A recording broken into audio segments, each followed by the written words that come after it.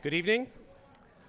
I'd like to call to order the June 18th meeting of the Town of Los Gatos Joint Town Council and Parking Authority. Madam Clerk, would you please call the roll? Thank you and good evening. Councilmember Stephen Leonardis. Here. Councilmember Diane McNutt. Here. Councilmember Joe Przinski. Here. Vice Mayor Barbara Spector. Here. Mayor and Chair Steve Rice. Here. At each of our council meetings, we find a distinguished youth to lead us in the Pledge of Allegiance. And tonight, that distinguished youth is Will Forbes, a fifth grader at Van Meter Elementary School. Will is on the student council. He has volunteered for Souls for Souls. He organized and collected over 650 pairs of shoes. And he was honored with a Souls for Souls book, which he then turned around and donated to the Van Meter School Library. He is a scientist. He annually participates in the school science fair. He is a Cool the Earth recycling participant. He's been playing piano for 5 years and plays guitar. And in athletics and sports, he is involved in Taekwondo, Los Gatos Little League Baseball, Sharks Ice hockey, football, triathlon, and fishing. Do you actually have time for school? I didn't, okay. He likes photography and plays chess. He loves to travel. He's been to London and Scotland, and he just returned a week ago from Germany, France, and Italy. He considers himself an international ambassador and currently has 5 international pen pals. He loves to cook and is currently writing his own cookbook. Will, come on up.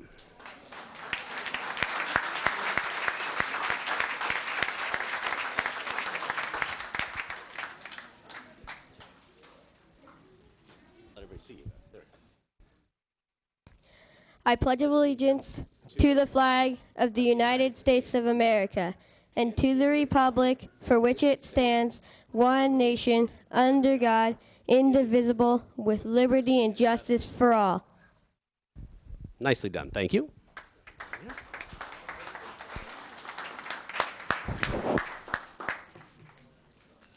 Back this way, Will. All right.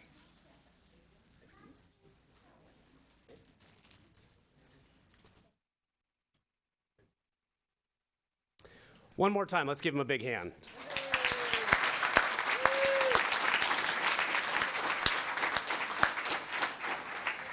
Thank you, Will. Tonight we're going to adjourn the meeting later in memory of a Los Gatos resident and Los Gatos High School educator, Ted Simonson, whose picture you see up there. I think Patty Hughes, Al Simon, I did not see, did Jack Cody make it to? Hello, Jack, welcome. Are here along with many other friends. We honor his memory because he was a very special Los Gaton and one who was well known and loved for many years. He was best known for his long career as an educator spanning 47 years at Los Gatos High School. During that time, he held such diverse positions as bus driver, football and wrestling coach, typing teacher, dean of boys, assistant principal, and then finally principal. Ted was an active member of the Lions Club, and in 2008, he was named a Los Gatos Senior of Distinction. And in 2010, Ted was presented with a Lifetime Achievement Award at the high school. His life was celebrated on June 10th by his many, many friends and family, all of whose lives have been touched by knowing this extraordinary man who gave so much to Los Gatos, especially to the thousands of students, of which I and my brother and even my mother are among those, who had the good fortune to spend 4 years under his guidance. Ted will be sorely missed by all of us. So we will be adjourning in his memory tonight. That was harder than I thought. Tonight, we're also going to present a proclamation on Small Cities Month.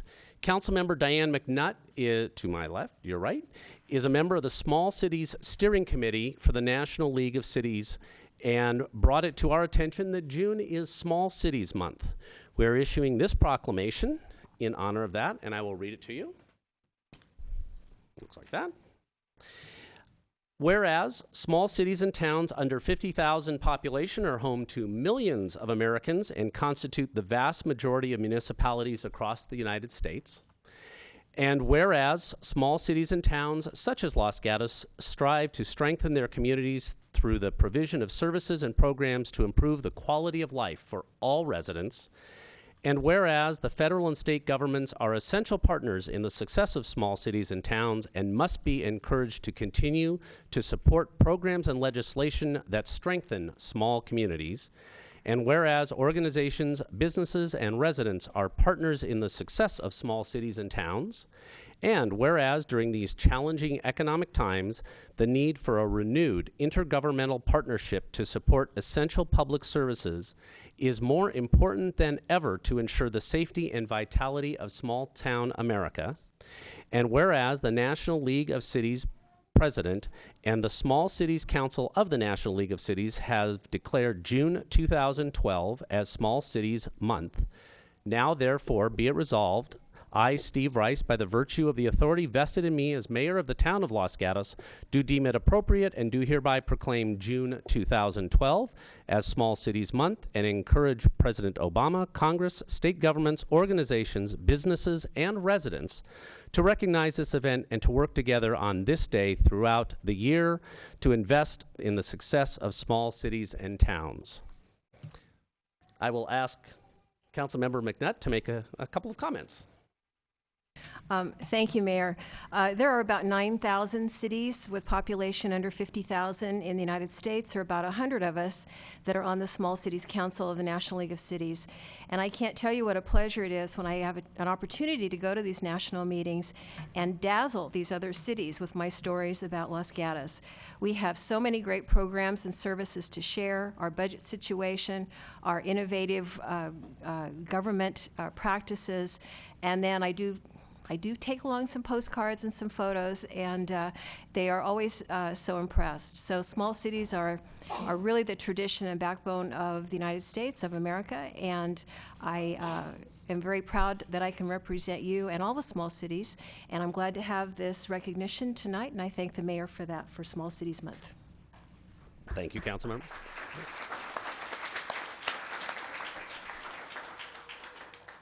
Next is the closed session report. Madam Attorney. Thank you, Mr. Mayor and council members. The council met in closed session this evening as duly noticed under California state law as posted on the agenda. They took no action and there's nothing to report out this evening. Thank you. If you wish to speak on an item tonight, I already have a number of cards, but on the back of the benches in front of you, I'd ask that you fill out a card and turn it in to the clerk on my left, your right, so we know who's going to be speaking when they speak. And we will get to those as we go through tonight's agenda. Council matters. Any member of council have a council matter? I will just remind you that the mayor's office hours will be this coming Saturday from 2 p.m. to 4 p.m.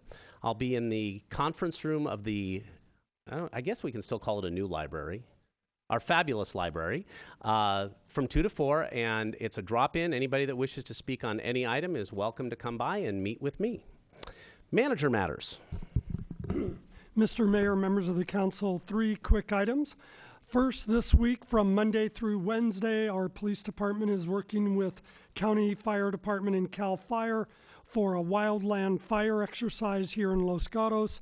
It's testing our emergency notification system, and we're doing a variety of other programmatic tests to ensure that fire services and police services are ready should a real wildland fire exercise or emergency arise. Second, with the warming temperatures, we have designated our fabulous new library as the town's cooling station for when seniors, elderly, other people needing relief from the heat are welcome to go to the library during its hours of operations, Monday and Tuesday, 11 to 8, Wednesday through Friday, 10 to 6, and weekend during their extended hours. Last, I did want to announce that Ms. Christy Walter, our Parks and Facilities Superintendent, has accepted another position and will be in the private sector and will be leaving the town during July. And we've been greatly appreciative of her leadership and support with the council, with staff, and with the community throughout her tenure with the town. And let's give a round for Christy.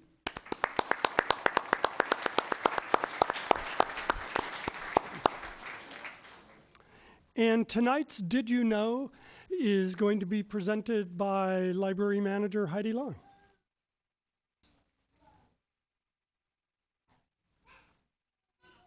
I am glad we have such a great crowd because tonight's Did You Know is, did you know that the Los Gatos Library offers a summer reading program for all ages? This is newborn babies all the way through adults, so everyone can participate with us this summer. And you're never too young or too old to read or be read to. So little guys who aren't reading yet, listening counts. Big people who can read, read on your own. It's a great program. Our theme this summer is Dream Big, Read. So all of our programs are centered around the evening, night sky, what you can do with a book at night, read a book, bats, critters, all sorts of great stuff. It's really easy to participate. It's free and it's fun. You can sign up online on our website, or you can stop by in person and sign up with one of the librarians. You set your own reading goal. You log your books.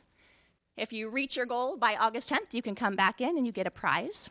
All of our prizes are donated by the Friends of the Library, and all of our programs are also sponsored by the Friends of the Library. So it's a great, great opportunity to read with your family, with your friends, with your neighbors, on your own. However you like to read, this is a great way to do it. Very, very exciting program. That's it. I have flyers that I'll leave on the table afterwards if anyone is interested in what programs are happening throughout the summer. Thank you. Thank you, Heidi. Next on our agenda is the consent calendar. Does any member of the council wish to pull a consent item? I see none. Any member of the public wish to pull a consent item? I see none. I'll entertain a motion on the consent agenda. Move to approve this consent calendar. Second. Motion is second. Any discussion? All those in favor signify by saying aye. Aye. Aye. Those opposed? Motion passes unanimously. Next will be verbal communications. This is a time for anybody in the audience who wishes to speak on an item that is not on tonight's agenda. You will have up to 3 minutes to do so. I do have a number of cards. And we will start with Patty Elliott.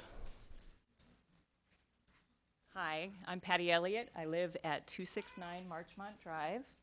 I'm here tonight for 2 reasons. First, to thank the council for putting the Hillbrook CUP violations on the agenda for their meeting in August. But the other reason is to let you know how very disappointed I and many of my neighbors are with the fact that we have gotten to this point. After numerous meetings and supplying extensive information to town staff about various code violations and last summer and planned for this summer, it seems our only avenue left is to ask the town council to enforce Hillbrook CUP, specifically regarding the summer activities. Last June, we neighbors raised complaints with Hillbrook and with the town. We met numerous times with the town staff, and despite that, we are here with another summer of violations. Incredibly, this time, as of June 4, 2012, it's town staff that has given Hillbrook permission to conduct activities that are obviously in violation of the CUP. Specifically, town staff has permitted Hillbrook to allow third-party uses of its campus, including by Breakthrough Silicon Valley and other groups. These uses violate the CUP enrollment cap and the express prohibition against third-party uses. In addition, the town has allowed Hillbrook to run summer camps for non-Hillbrook enrolled students, also in violation of the enrollment cap and some third-party uses as well. Because Hillbrook has stonewalled and then supplied misinformation, and staff is willing to accept that obviously inaccurate information, the CUP is rendered meaningless, and once again, Hundreds of neighbors surrounding Hillbrook lose our summertime peace and enjoyment due to traffic caused by these impermissible summer uses. Of course, Hillbrook denies it is violating the CUP. It claims they are simply partnering with these third parties, and that, believe it or not, because they say they don't have any written agreements with these third parties, it somehow makes this third party use okay and permits them to impose traffic on the neighborhood. Hillbrook has shown that it will say whatever it takes to get around the CUP. Even more troubling, though, is the fact that town staff has allowed Hillbrook to mislead, stonewall, and fashion loopholes in the CUP big enough to drive hundreds of vehicles and a couple of big buses through every day. We certainly hope the council will redirect staff on this point and require that the Hillbrook CUP be enforced. That's an adult perspective. I'd like to introduce my neighbor, Oliver Wang, for a kid's perspective. I live on Marchmont Drive. I never can play basketball at my front yard. I never can ride a bike in my neighborhood. It is too risky, even in summer. You guys only care about Hillbrook's kids. Who cares about us? Please stop the traffic. Give us a peaceful summer. Thank you. Thank you. Now, please.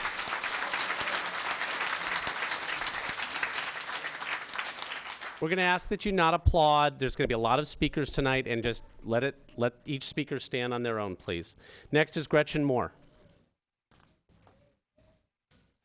Good evening, Mr. Mayor and council members. My name is Gretchen Moore. I live at 16465 Hyla Road, and I'm Zone Town.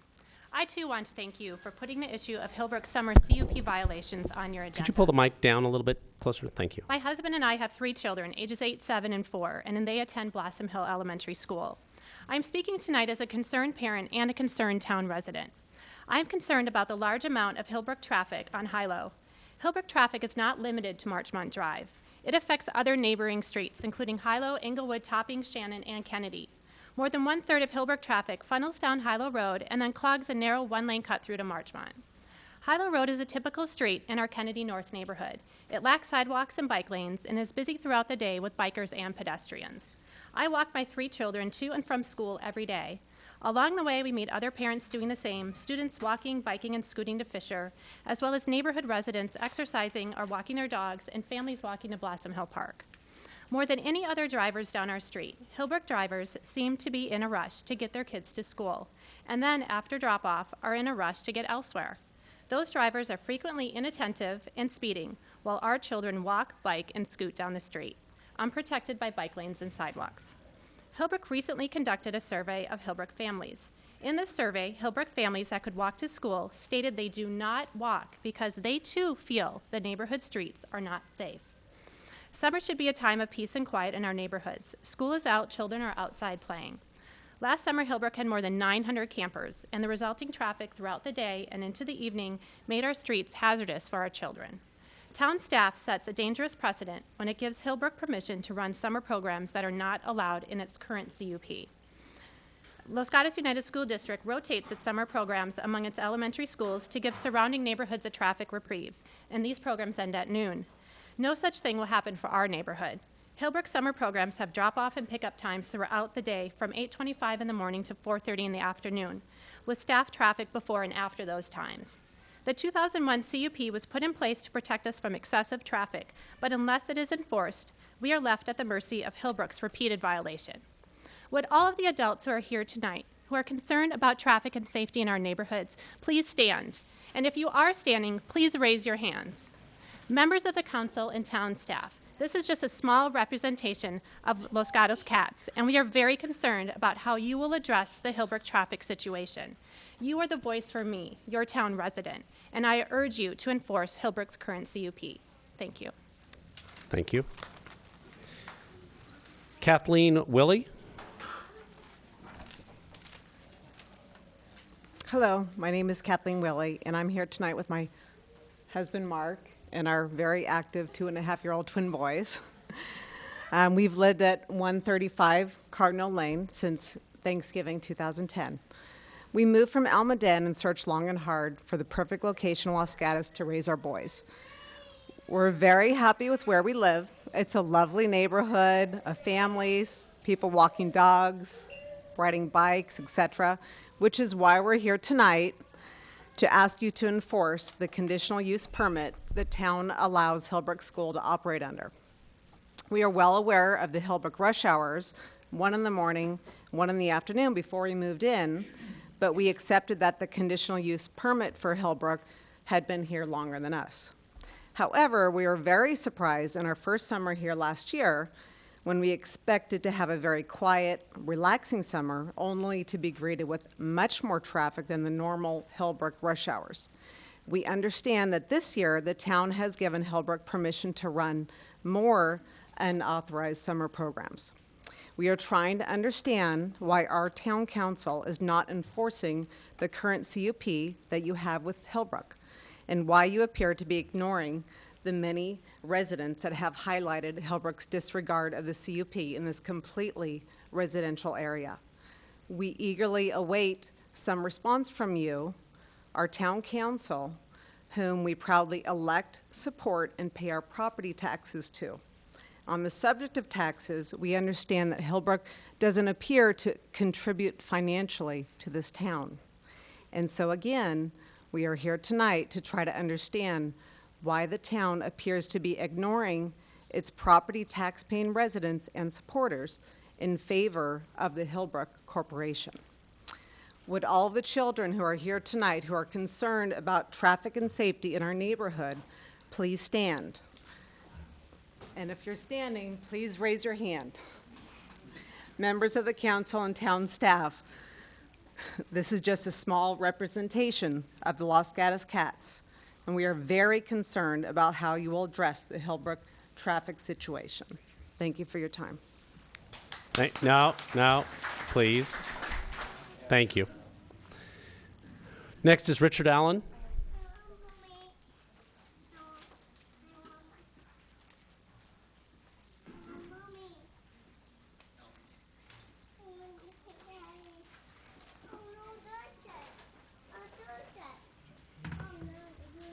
My name's Richard Allen. I live at College Avenue for many years. This weekend, I read an article in the Wall Street Journal about a bicyclist who'd run through several stop signs at high speed and ran into and killed a pedestrian in a crosswalk. I'm concerned that the same kind of tragedy could occur in this town. The intersection of College Avenue and Main Street is a very busy intersection. There are lots of cars and lots of bicycles, and both cars and bicycles fail to observe the stop sign, and in many cases don't even slow down. There's frequently tailgating when one car stops and then 2 cars go through. This is not enforced, and I've never seen enforcement at this intersection, and I think it's time to do some enforcement. A few citations would accomplish a whole lot, and one of our neighbors approached the town about installing the traffic light that was promised a long time ago for that intersection, and was told, I believe by the traffic manager or the town engineer, that the traffic on that street did not justify a traffic light. Well, if a traffic light isn't justified, then maybe the citations would help to slow people down, but a traffic light would be even better. Thank you. Thank you, Mr. Allen. Next is Jack Van Atta.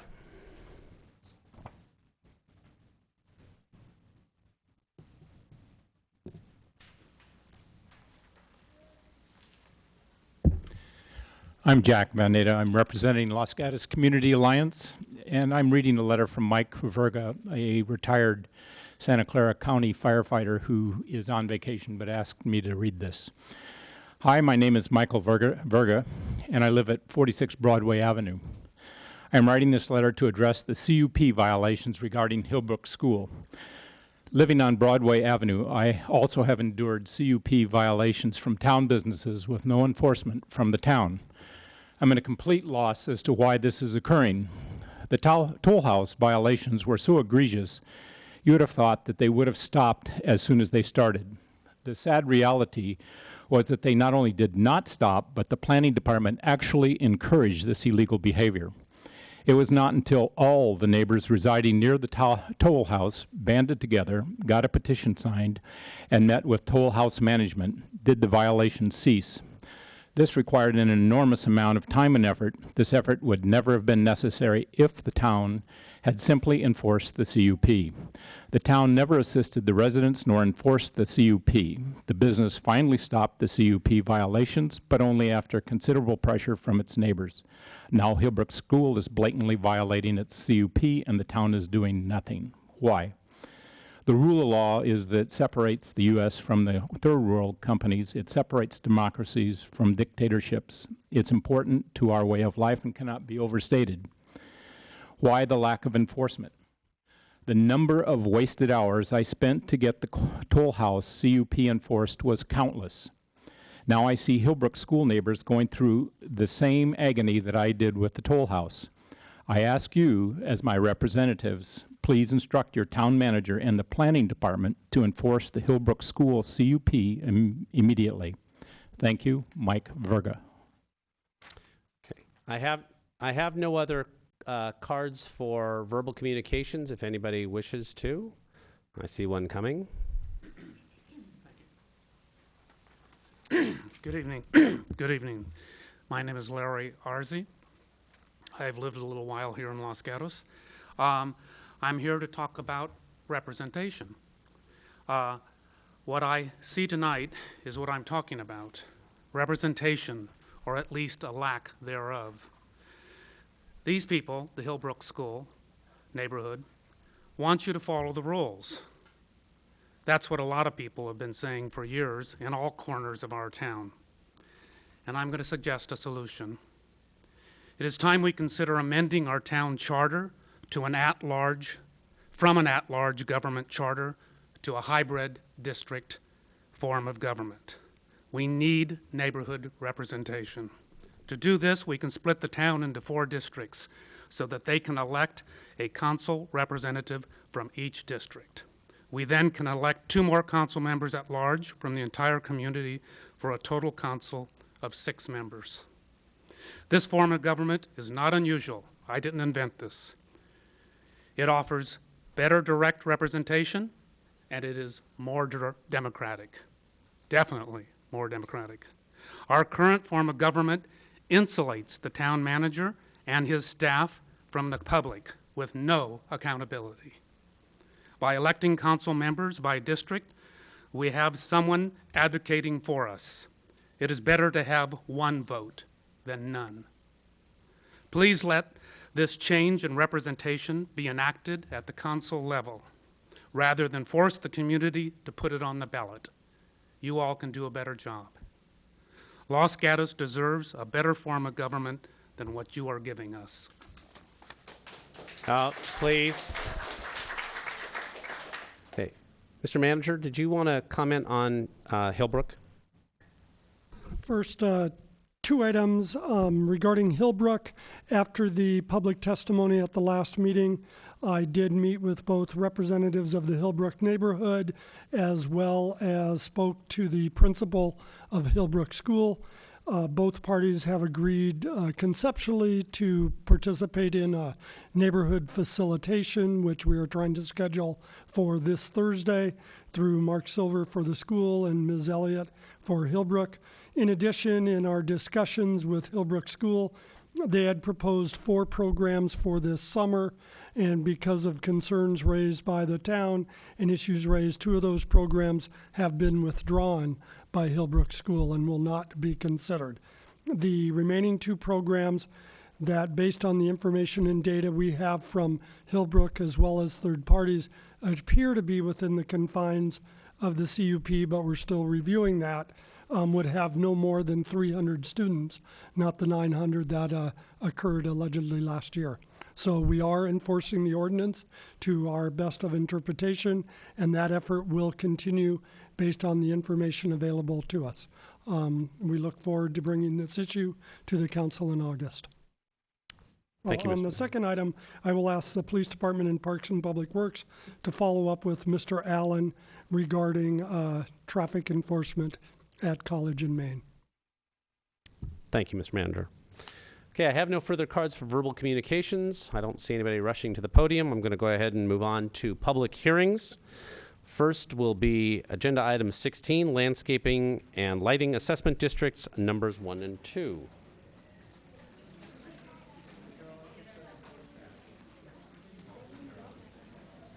What's that?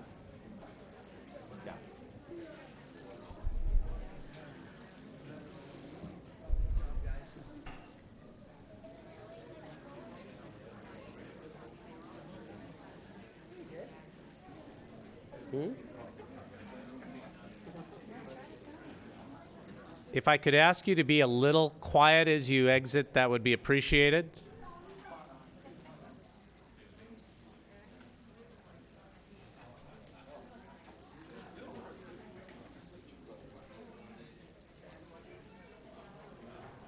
I guess I can ask, but it won't matter.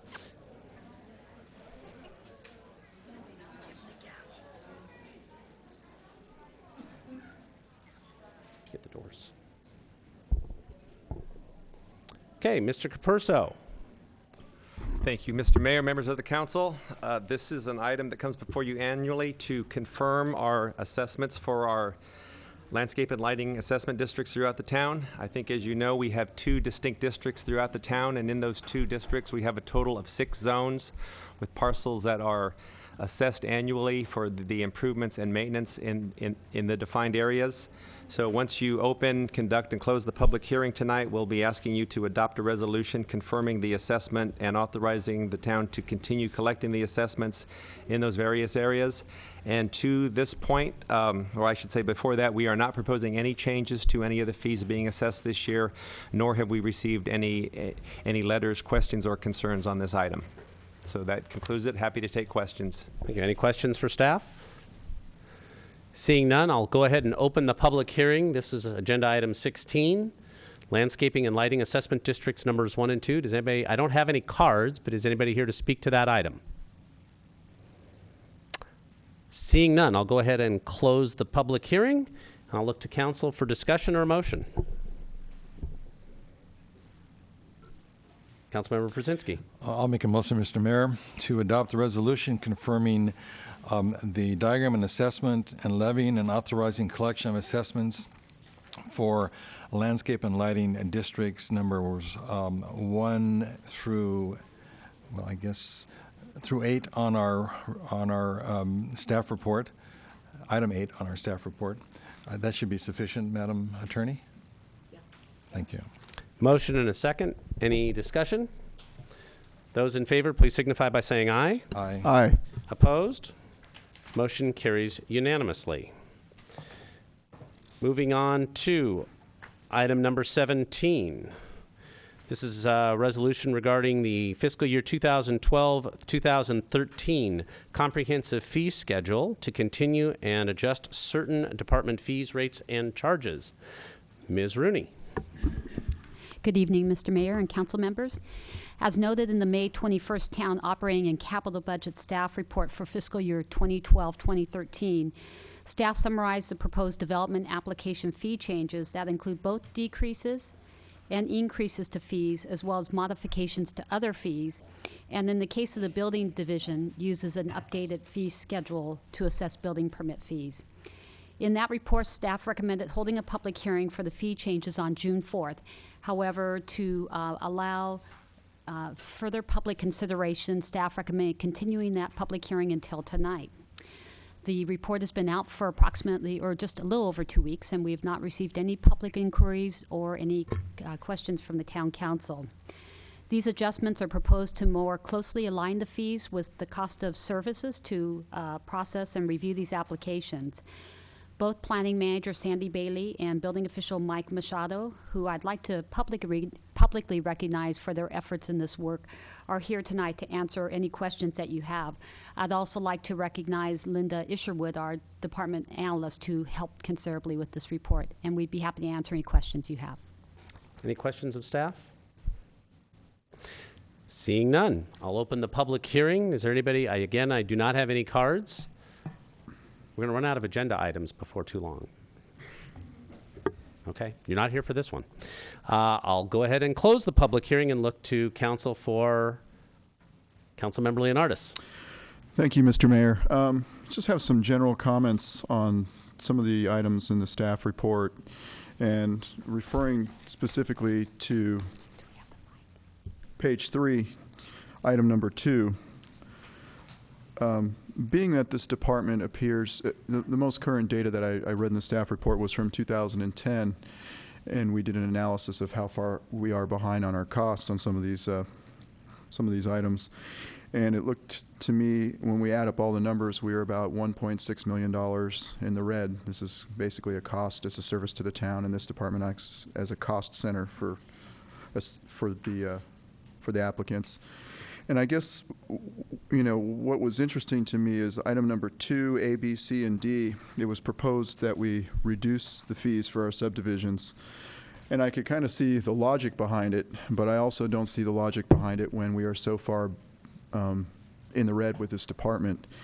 So I'm not supporting or not supportive of that at this current time, pending a good explanation on why we would be reducing fees, considering there are quite a few PDs on the horizon and we could use the revenue. And then moving on to page 5, item C, looking at item 1 and 2,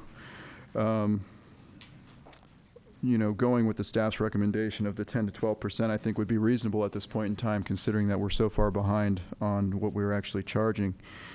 So that's my general feelings. Everything else appears to be in order. So if Ms. Rooney could comment on Thank items. you, I can. What we try to do is we try to align our cost that we charge for applications with the actual cost for service. In the case of number 2 on page 3A, currently we charge for each unit in a PUD in a subdivision, regardless if that unit is a duplication. In other words, in a typical subdivision, you'll have a number of model homes, and then all the subsequent units are the same type of unit. Now we're suggesting that we charge, because we typically look at that one time. It's the same unit, it may be replicated, but we look at it one time. So we're recommending the fee actually be geared towards the amount of work that's involved in that. Whereas B, anytime you have a more streamlined review process and less levels of review, the amount of work involved is much reduced. You may not need to prepare staff reports and things like that. In B, that's what this entails. And with C and D under 2, now on page 4, it's the same principle. When it's delegated to a reviewing body like the DRC, there's a lot less work required than there is with a planning commission or a town council review. So that's why we're recommending those. And I'm not sure if there was a question in terms of the alternatives. We were just laying out those 2 options, but staff recommendation is to approve as recommended. Okay. Councilmember Leonardis. I guess my general feeling on it is, you know, being that the department appears to be operating so much in the minus column, why go through the effort to reduce fees? I mean, it looks to me like we have a lot of these projects coming forward, and the timeliness of this is, you know, questionable in the sense that we're leaving money on the table. I do understand the concept of you're designing one house and you're building the same house over and over 100 times, and why should we be charging higher fees for that? That seems like a bulk rate, so to speak, if you charge less fees for the same design over and over again. But at the same time, when the department is operating so far in the red, I just kind of feel like why mess with it if it's already in place? This is one of the few areas where we do have an opportunity to recapture some revenue, and that was my logic on that. If I might add, this entire package entails at least a $50,000 increase in net revenue to the town that was in the budget that this council approved 2 weeks ago. These 4 fees that are recommended for changing their basis or reductions are really due to the legal obligation we have to make sure that fees reflect the actual costs, that we cannot charge more. And these were 4 areas we were worried if we kept the fees where they were, we might be collecting more than the actual cost associated with those fees. So we thought, given the other increases that were being proposed and to maintain the net increase to more full cost recovery, that it was prudent to make adjustments to these four as indicated. We'll obviously follow council's direction. Okay. That answer your Councilmember Brzezinski? Thank you, Mr. Mayor. I'm somewhat concerned that the phrase "the department operates so far in the red," it's a generalization that I think is not in context of how we've been doing business. and I think we have to be very careful of that kind of statement, because the department seems to be very, very astute in cost recovery. What I would be concerned about is if we had decided we're going to increase these fees for the purpose of getting some bottom line that may actually not be justified. In fact, maybe almost an exercise in public gouging. And so I want to say I don't see the issue. I think the issue is accommodated by the adjustments made by staff. We have increased our ability to do cost recovery. These things are evolutionary. If we were to say, okay, we're going to increase fees 50 to 100%, I think there'd be a little bit of an impact on the community. So from my perspective, I can't really accept that kind of orientation, and I would caution us about making those kinds of statements. Okay. Vice Mayor? Thank you, Mr. Mayor. Several things. First of all, as this council person has a strong desire to have cost recovery. I do note that we've gone from a 46 to 70% cost recovery. And with this increase, we will go to a 56 to 80%. So there is an increased cost recovery. That's a good thing. I know that there were council members who were concerned about the non-developer cost increases the last time this was before us. In my mind, I was one of those people, although I can't specifically recall. And I do note that on our Exhibit 2, I believe, we have highlighted, yes, Attachment 2, we have highlighted increases, which and as I understand staff, do relate to single-family homes and remodeling as opposed to developers. Those highlighted items do increase the cost, but it's fairly minor amount, and so I would be acceptable with those. I concur, however, with Mr. Leonardis. The decreases in cost for planned developments were of concern to me. The three line items I was looking at was 2, C, E, and I, where the decreases went from 6,000 to 2,000, 9,000 to 3,000, and 5,000 to 2,000. I am assuming that those costs are being reduced, but we're still getting cost recovery. And so through the mayor, if we could have a response to that. Please. Yes, we looked at the amount of time involved in processing these applications, and again, what is noted here is that this would be relegated to the Design Review Committee, which requires much less process than through Planning Commission or the Town Council. So we feel the cost would be in line with the cost to the department to process those types of permits. Vice Mayor. Thank you. With regard to the Development Review Committee, there is a request in the staff report to somewhere in here that asks that additional tasks be assigned to the DRC. This is on page 6 of our staff report. And is this the DRC assignment that you were referencing, or are you talking about something else? No, these would be future items. What is in the body of the report on Section 2 that we discussed is the current process. The ones on page 6 are future considerations, that we could streamline the fees more so with the implementation of the 4 bullets listed on page 6. And so that the proposed reduction in plan development cost do not require a change in the DRC as reflected on page 6? No. All right, thank you. Okay. Further questions or comments? Seeing none, I'll look for a motion on item number 17.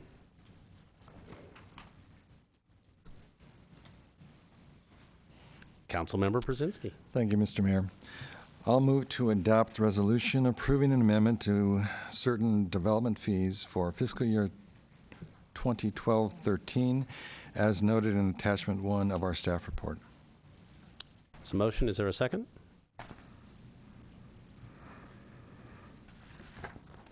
Hearing none. Fine, I'll second it. Okay, we have a motion and a second. Any further discussion? All those in favor signify by saying aye. Aye. Opposed? No. Motion carries 4-1. Councilmember Leonardis. Okay, moving on to agenda item 18. Property at 612 and 626 West Parr Avenue. Property owner Villa Vasona Limited. Applicant Highland Property Development LLC. And appearing magically at the dais, Joel Paulson. Good evening, Mayor Rice, council members, ladies and gentlemen. In March, the council adopted a resolution finding that Highland Property was willing and able to fulfill the obligations of the developer under the existing agreement, and also authorized the town manager to negotiate a new agreement to permit the sale of the property to Highland. Over the past 3 months, town manager, town attorney, staff, Seifel Consulting, and our outside counsel, Goldfarb and Lippman, have reviewed and discussed terms with Highland for a new agreement, which are summarized in the staff report. The staff report includes a term sheet, which is the result of those discussions, and it will extend the affordability term by 13 years, make the units affordable at lower levels of affordability, require renovation of the existing units and elements of the complex, provide the town fee title to the property. Highland will ultimately lease the property from the town. And it will also require a payment of a regulatory oversight fee of $10,000 per year with a 2% annual increase to that. No existing tenants will be displaced due to the change in ownership. As I said, Seifel Consulting was involved and concluded that the terms illustrated in the term sheet, which is attachment 1, are appropriate given the town's desire to preserve its long-term interest in the property. As a result, staff recommends that the council adopt the resolution contained in the staff report, which will allow the town manager, in conjunction with Seifel and Goldfarb and Lippman, to finalize and execute a revised agreement with Highland pursuant to those terms. And that concludes staff's report, and staff and a representative of Highland's council are available to answer questions. Mr. Manager. First, I did want to acknowledge Senior Planner Joel Paulson for his work on this project throughout all the steps. So kudos to Joel. This agreement that's before you is essentially the same to the agreement your predecessors approved a long time ago, though the documents and words will be changed and updated. The fundamentals remain the same with several key exceptions. One, there will be lower levels of affordability. There will be a reinvestment in the property. And the one significant change is this one-time residual payment to the town due to the property transfer will not occur during the next 55 years due to the new form of affordable housing payments, largely through tax credits. That new structure does not allow that residual payment to recur over the next 55 years. However, per discussions with council, when this came forward in March, the town retains ownership of the underlying asset at the end of 55 years. And so in all other respects, this is the same or better for the town and the residents of Villa Vasona. Thank you, Mr. Manager. Any questions of staff? Seeing none, I'll ask it again. We're going to open the public hearing. Is there anybody here to speak on this item? Seeing none, I'll close the public hearing and look to council for further discussion or a motion.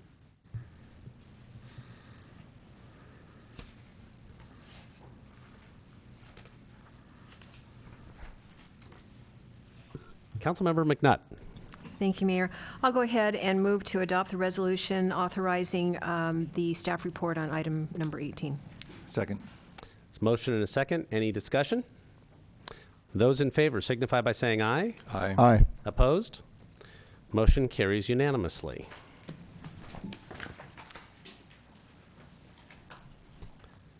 Okay, we're going to move on to item number 19, off-leash park use pilot program implementation.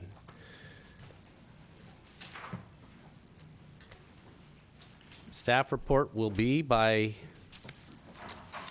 Parks and Public Works Director Todd Capurso and Parks and Facilities Superintendent Christy Walter. Thank you very much, Mr. Mayor, members of the council.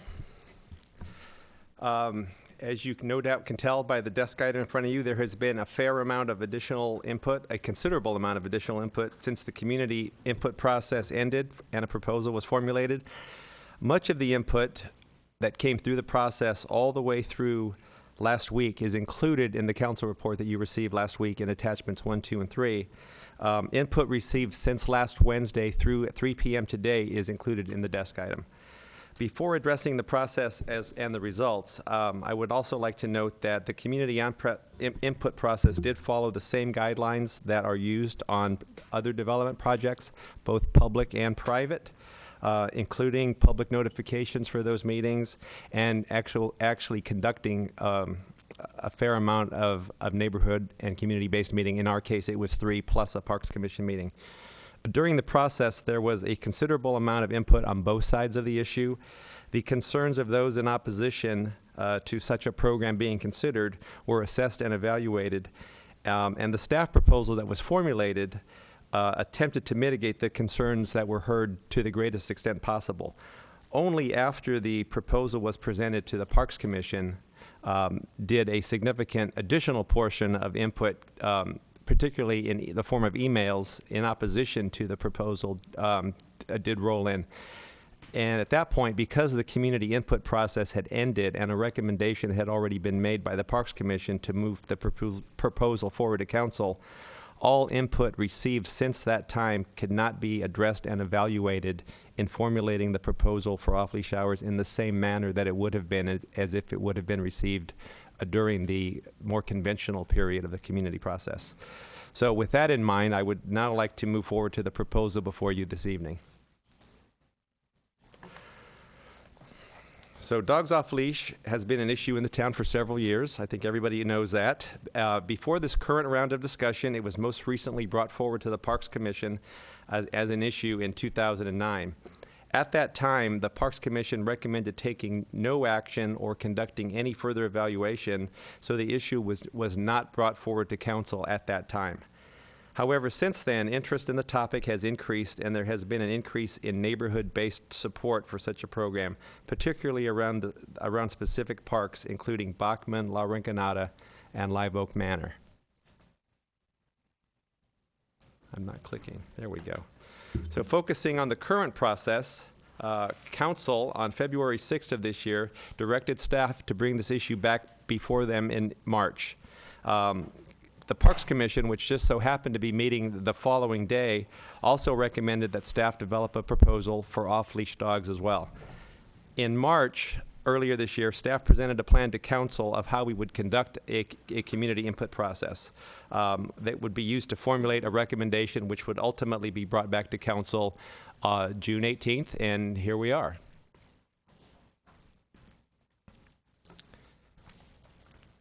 Prior to conducting the community input process, staff began conducting research with regard to what some other municipalities have implemented as far as off-leash dog areas go. Agencies with both fenced and unfenced areas were contacted, and staff conducted several site visits as well.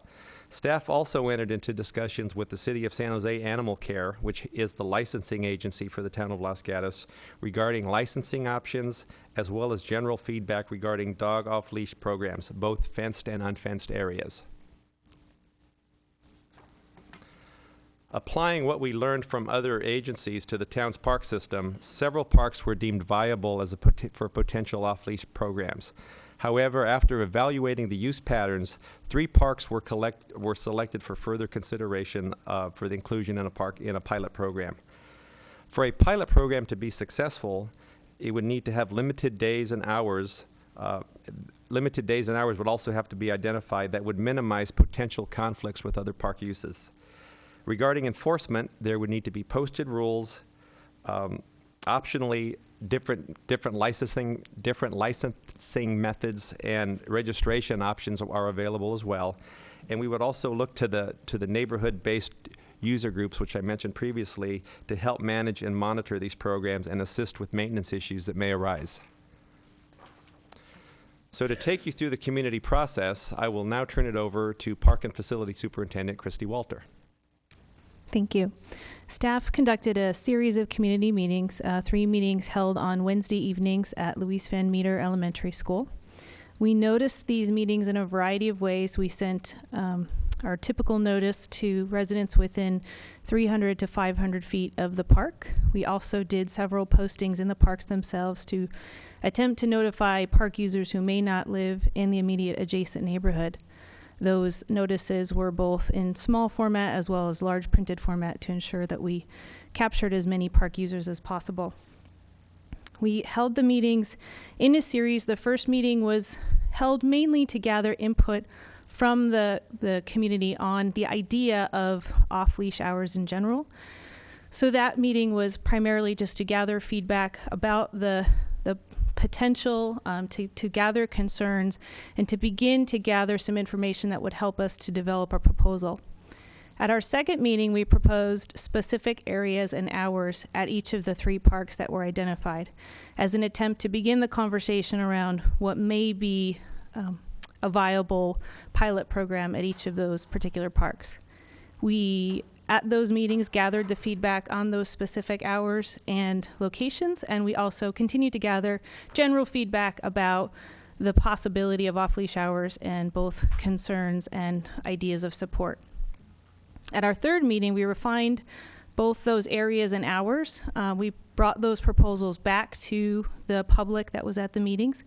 And at that meeting, removed La Rinconada as a potential pilot location, primarily due to concerns about the immediate adjacent riparian corridor, the proximity of the turf areas to the local street frontage, and a lack of a demonstrated support group at that park.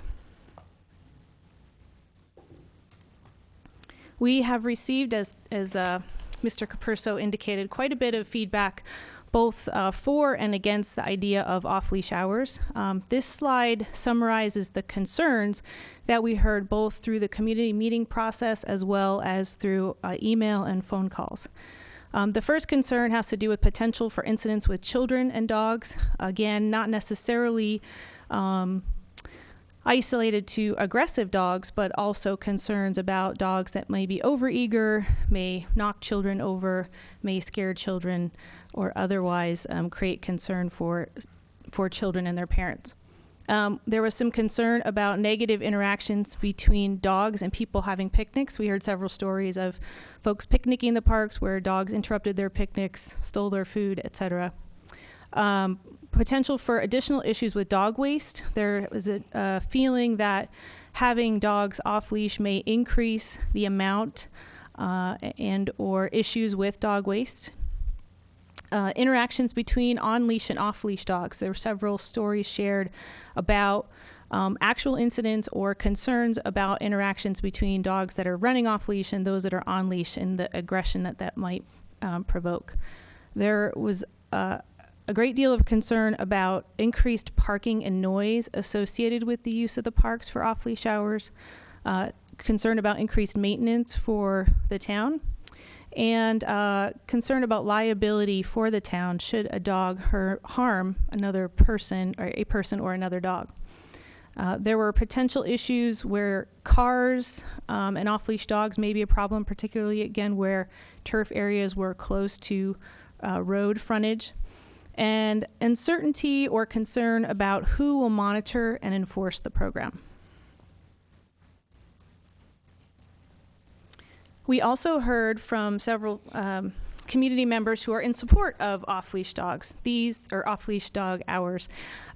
These individuals in support of the program feel that there are responsible dog owners that are looking for an hour or two a day where they could use the parks to run their dogs off-leash. The participants of the groups that are currently engaging in this activity often clean up the litter in the parks and other dog waste. And they feel that they have been able to successfully manage the program unofficially to date and could do so in a more organized fashion. From there, staff took the feedback that was received through the formal community meeting process as well as the email and phone communications, and we looked very carefully at the specific concerns that we had heard through that process. We also looked at the current use patterns at the actual parks, when the parks were used for organized activities, as well as what our staff have observed for general use patterns on a non-organized basis. And we looked at the physical layout of each park. We took all of those factors into consideration and brought forward a proposal that we felt had the best chance of success should a pilot program move forward. Staff feels strongly that a 6-month pilot would give us adequate time to evaluate some of the concerns that have been expressed from the community, as well as what additional measures may need to be put in place if a program were to move forward. And taking all of those factors into consideration, staff brought forward a proposal for specific hours at both Bachman Park and Live Oak Manor Park. For Bachman Park, there was a proposal to use 7 a.m. to 9 a.m. daily. That is the time of day that that park experiences the least overall use. And at Live Oak Manor Park from 9 a.m. to 11 a.m., a later slot, which we felt we could evaluate later in the morning hours, but also a time for Live Oak Manor where there are no organized activities and there is less general use. For specific areas, we looked at a few factors. Again, what areas might be currently being used for off-leash activities, what physical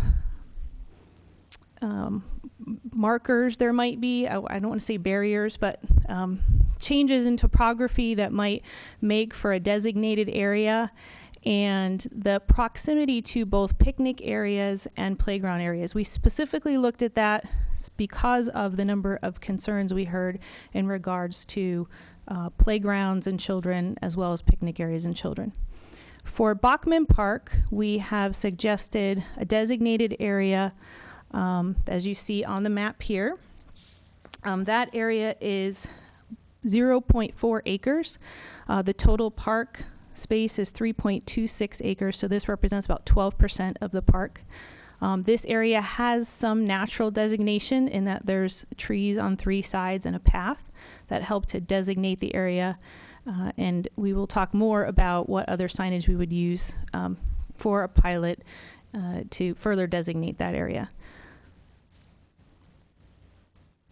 For Live Oak Manor Park, there is again a setback area that is surrounded by trees, as well as some hills, some gentle rolling hills that are difficult to see in a flat map, but really do create a somewhat separated area. In this particular area, we do have closer proximity to picnic and playground areas, but we have some separation from the adjacent streets, which we are looking for.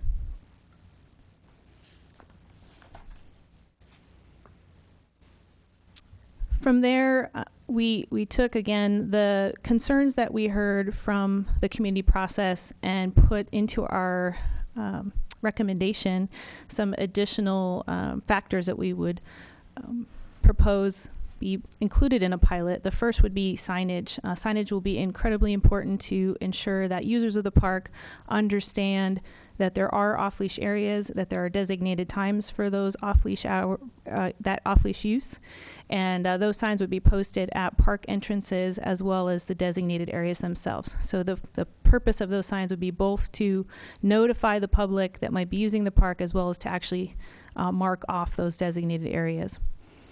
Rules would be developed and posted best practices from other local jurisdictions who have implemented off-leash hours would be used to develop those rules. And the rules would both denote when and how those off-leash areas could be used, as well as the behavior expectations for the use of those areas. Staff would propose monitoring of those off-leash hours. While we are not in a position to place a person at the parks for all 4 hours every day, we do feel that both our park service officer positions as well as maintenance staff could help to monitor the program. We also would ensure that the signage at the park would inform users of a number that they could call if they had an immediate concern or wanted to report an issue. We would also suggest enforcement for the other parks and the parks that we've designated for off-leash during the non-off-leash hours. Staff brought this recommendation forward to the Parks Commission on June 5th. 10 members of the public were present and 6 members of the public spoke on the issue, 3 for and 3 against. The Parks Commission discussed the proposal from staff in great detail and eventually voted to recommend the proposed pilot program to Town Council with a 6-3 vote. There were 3 additional recommendations brought forward from the Parks Commission. The first was to ensure that there was regular report back on the progress of any pilot at future Parks Commission meetings. To communicate the pilot locally to the greatest extent possible, balancing the desire to keep the programs at a neighborhood level with a desire to ensure that the public is aware of the potential for dogs off leash in those parks during those hours. And the development of a commission subcommittee to address both the pilot and other dog issues throughout town.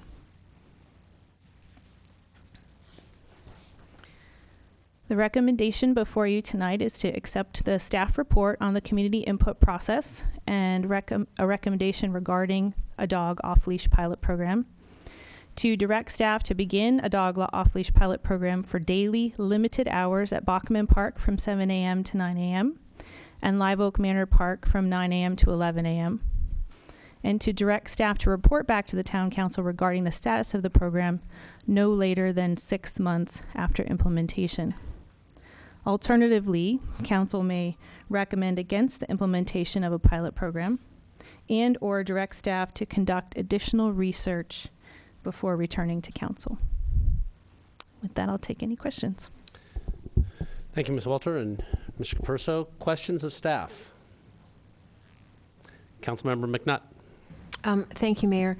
A couple questions. First, I do want to clarify a statement that Mr. Capurso made just primarily for the audience, that any of the communication, emails, and so on that came in after, when you said cannot be evaluated, you meant in terms of your staff report. It certainly will be evaluated as part of Council's consideration. So I just wanted to clarify that everyone understood that. Were there any assumptions made on how many dogs could be successfully handled in these areas? I mean, does it work with 10 dogs, with 20 dogs, with 50 dogs, or what happens there? We haven't made any assumptions to that regard, but that is definitely something that would be evaluated as part of the pilot process. The current usage is somewhere in the neighborhood of 10 to 12 dogs at a time, and certainly one of the concerns of the neighborhood, as well as things that staff would be interested in, would be to ensure that that number stays manageable. Thank you. And if I might go on, I have Please. 2 other ones. And then on the morning hours, what about the different use patterns in the summer? Because I'm already seeing at Oak Meadow that the parents and the children are coming a lot earlier, one because school's out and also because it's hot. So we get the dogs out walked, we get the kids out played, before the sun gets too sizzling. We did evaluate various hours at different times of the year, and in looking at that, felt that it would be probably most successful if we could evaluate a time that's consistent through the year. Certainly this is a good time of year to evaluate those early morning hours And that's something that we could certainly evaluate changing, but that time period still seems to be a time when there's minimal use in the parks, particularly the 7 to 9 a.m. period. And then my last question is regarding the neighborhood user groups. So at various points, staff was talking about involving these groups in some kind of a role of responsibility or monitoring, but I don't see that in the final recommendation. Did that seem impractical? It's impractical at this time because although there is some informal organization to these neighborhood groups, they're really not put together the same way that you would define a neighborhood association. So it is not practical to assess and treat them in the same manner that we would treat an organized sports group, because they're not a 501c3 and they can't yet get their own insurance. But that was a component that we would hopefully be evaluating during the pilot program, was to see if there is usage above and beyond what we get from the neighborhoods. That is certainly a way that you can limit it. That's a way that you can put more responsibility on the neighborhood group for self-management and for taking on a maintenance role, much like we're working with an informal group in the Live Oak Manor to become our first Adopt-A-Park group. They're not necessarily a 501c3 nonprofit either, but it's more of an informal group that pulls together for a specific purpose. So at this point, it is impractical to put that kind of obligation on them, but certainly not impractical for us to evaluate and work toward that at some future date. So since you're not recommending that, it's kind of a moot point, but I would have concerns about that, because then it becomes a private club in some ways, using a public park and deciding which members of the public can take advantage of that public park and for what purpose. So I would have probably lots and lots of questions and concerns if you're going down that road. So I'm glad at least that's out of the conversation for right now. That's all for now. Thank you, Mayor. Thank you. Anybody else, staff? Okay. I guess this is why you're all here, because I have a whole bunch of cards. I'm going to limit comment period to 2 minutes rather than the normal 3, just because of the number of cards we have. If you're in the middle of a thought, I'm not going to cut you right off. But I do want everybody to get a chance to have their say. So we're going to open the public hearing, and we're going to start with Glenn Boyd.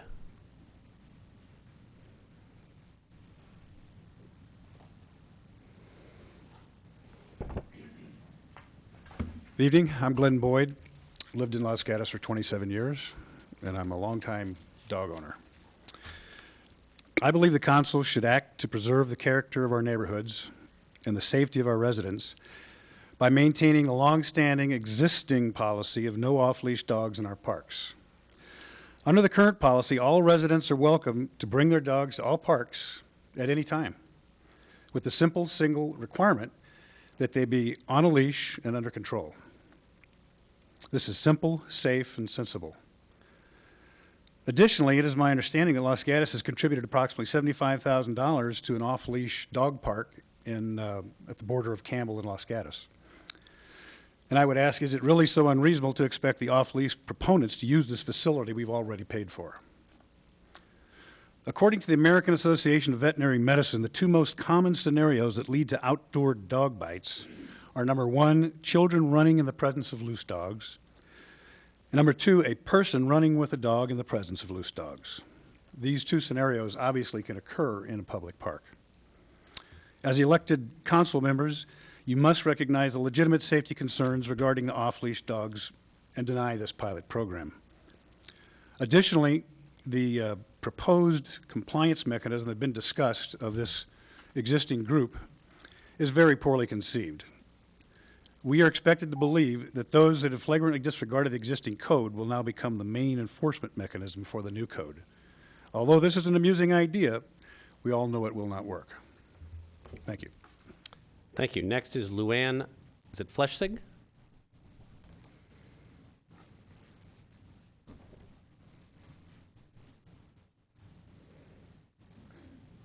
Hi, my name is Luann Flexig, and I'm a 4-year resident of Los Gatos, and I'm part of the estimated 95% of dog owners that do not support or allow their dogs off leashed and unfenced.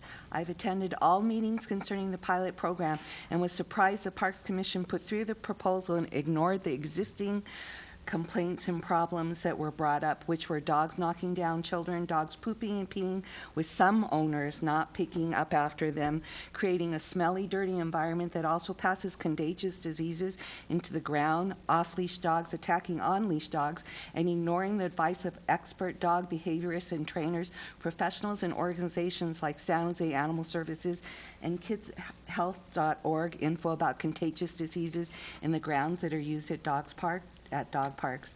I was shocked to learn none of the letters sent in were given to the parks commissioners, and that the chair of the committee's wife is an active supporter of off-leash dogs. Most were voting on an issue they had little info on, since only a few attended any of the meetings. The two that did attend some meetings, besides the chair, wanted our concerns addressed. I found the whole process unprofessional, since in your town page and response letter to people, you specifically list the address as the address to write to. Why then would this information not be given to every one of the parks commissioners? San Jose Animal Care and Services dog biting human information for 2010, 12 bites, 2011, 28 bites, 2012 through May, 9 bites, with 2 of those bites from the same dog on 2 people trying to protect their leash dog from being attacked by an unleashed dog. This was a family dog with children and a baby at home. California is the top dog bite state, and children make up half of the total bites. This doesn't include dog-on-dog attacks, which can include dogs attacking an on-leash dog. Humans can be bit trying to protect their dog. We need compliance of the existing on-leash laws to keep our citizens safe and our whole town clean. If the town should create a dedicated fenced dog park that would benefit the majority of the dogs of Los Gatos and not just a very small minority. Thank you. Thank you. Vicki Foley-Boyd.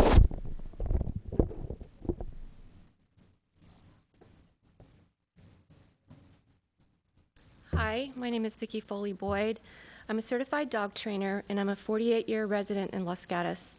I feel if the town is going to consider this pilot, it should be incumbent upon the council to not only consider community input, but also consult with experts in the field of animal behavior. It is my opinion that even well-balanced, friendly dogs operating as a group can become overly stimulated, which can result in a rapid change of behavior.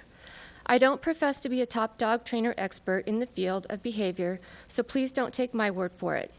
I took the liberty of asking 2 of the country's top canine behaviorists their opinion about dogs off-leash in our 3-acre mixed-use neighborhood parks with no fence.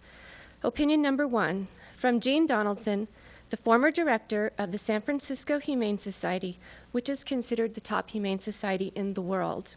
Quote, "It is not in the interest of dog advocates to lobby for off-leash dog exercise areas that double as or jut against children's play areas without fences. Such a setup exposes children to preventable potential harm and exposes dogs to preventable potential euthanasia for transgressions. Dogs should have a dedicated fenced area for off-leash play and socializing with other dogs," end quote. Expert opinion number 2, from Dr. Ian Dunbar, applied veterinarian animal behaviorist, of which there are only 52 of these professionals in the world.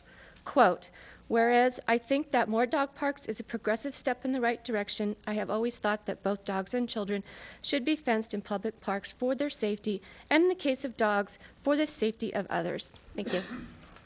Thank you. Bianca Gruder.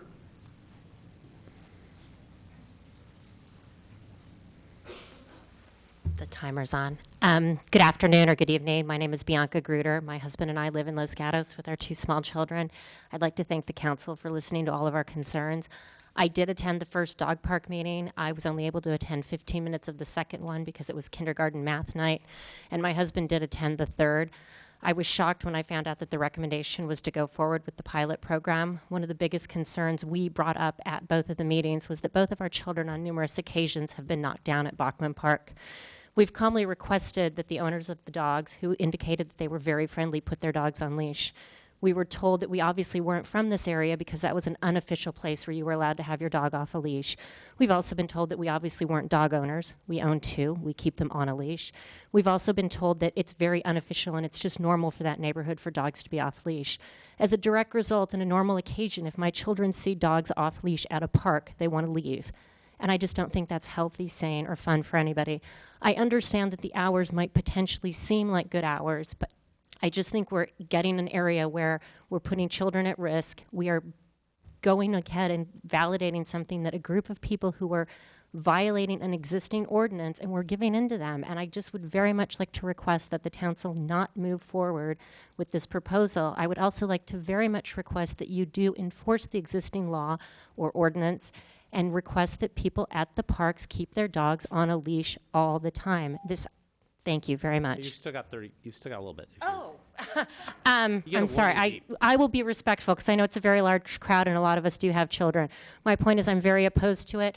I also was not aware when we went to the meetings that I should have sent a follow-up email, and I did twice email the Parks Commission to say, what else do we need to do? What else do we need to do to have our voice heard? I was strictly told that we should go to the meetings, and that's what we did. Had we known that we should have also sent email communication to the Park Council, we would have done that as well. So thank you. Thank you. And I can assure you the council got lots of email. Okay. Lots and lots and lots of email. Jean Leeming.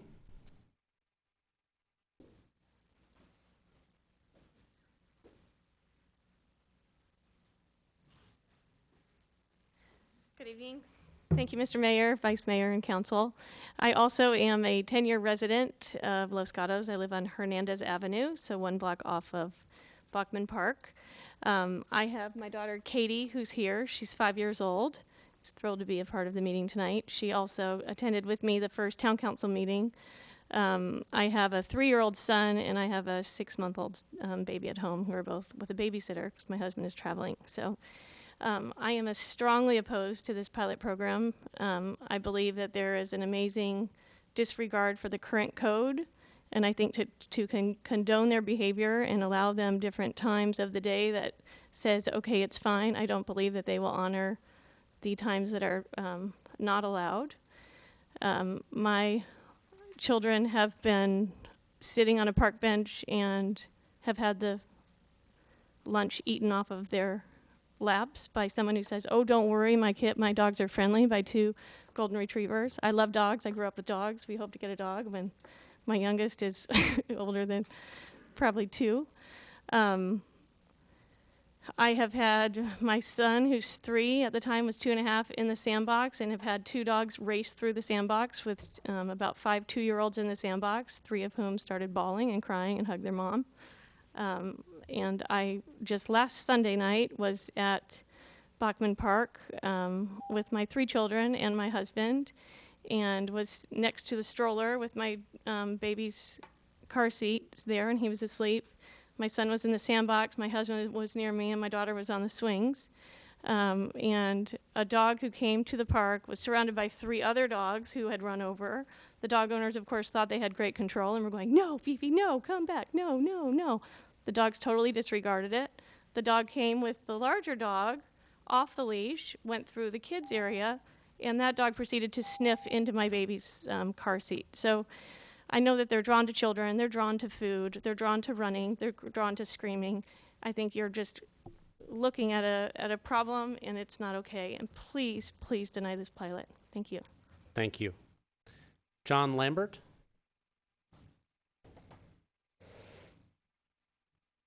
Good evening. John Lambert. I live on Ellenwood Avenue, just around the corner from Buckman Park. I'm a stay-at-home dad. I spend a lot of time in that park and the other parks in the town. I have a 3-year-old son and a 1-year-old daughter. I'm a member of the Los Gatos Parks Commission, but I'm here speaking as an individual. I attended all 3 community meetings. My 2 key observations were, firstly, I felt that there was a majority of people against the pilot. Secondly, it definitely felt that staff were going ahead with a pilot regardless of community sentiment. I've tried to do my own research. I've talked to as many residents as I can about their opinions. I've not come across a single person that has been in favor of this. I've seen a general assumption that council will not approve this because it wouldn't be safe. I've encouraged people to let council know of their opinions. At the most recent Parks Commission meeting, I was extremely disappointed at the content and conclusion of the staff report, which didn't seem to reconcile with the community meetings. I think staff told the commissioners certain data points about similar pilots in other areas which appear to be untrue. And the commission was not shown any other details that have been sent to the council to support any of their report. Except for there was a petition from proponents of the off-leash program with only 17 signatures, and there was a letter from Vicky Boyd detailing reasons against the pilot. I've gone out and researched and observed both parks, Buckman and Live Oak. I found the dogs were generally out of control, running much too close to other members of the public and children. I've witnessed whole groups of dogs at Buckman run onto the road at Ellenwood under absolutely no control of the owners. I don't believe the parks in Los Gatos are suitable for dogs off leash. I personally cannot support something that unquestionably increases the risk to other users of the park and where failure of a pilot could be bodily injury or unnecessary fear.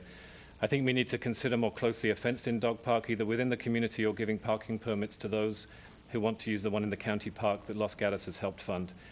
I respectfully request that you please reject the proposed off-leash program and please enforce the rules that dogs must be on a leash for the safety and preservation of our neighborhood parks. Thank you. Thank you, Mr. Lambert. Dick Foster.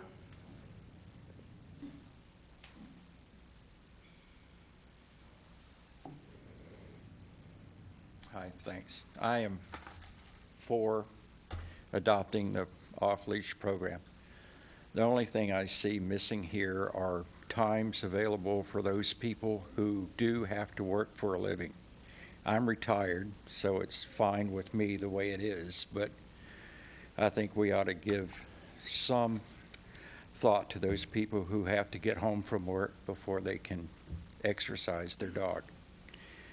Two, I would also like to note that during this whole study of this whole issue, that I have never seen anyone from the Parks Commission at the park or anyone from the town council. I thought this was a small town. I have seen Christie there one time, but that was way before the public hearing program began. So I think it's rather odd that a small town can have its government be a little more connected. Thank you. Thank you. Vic Farha.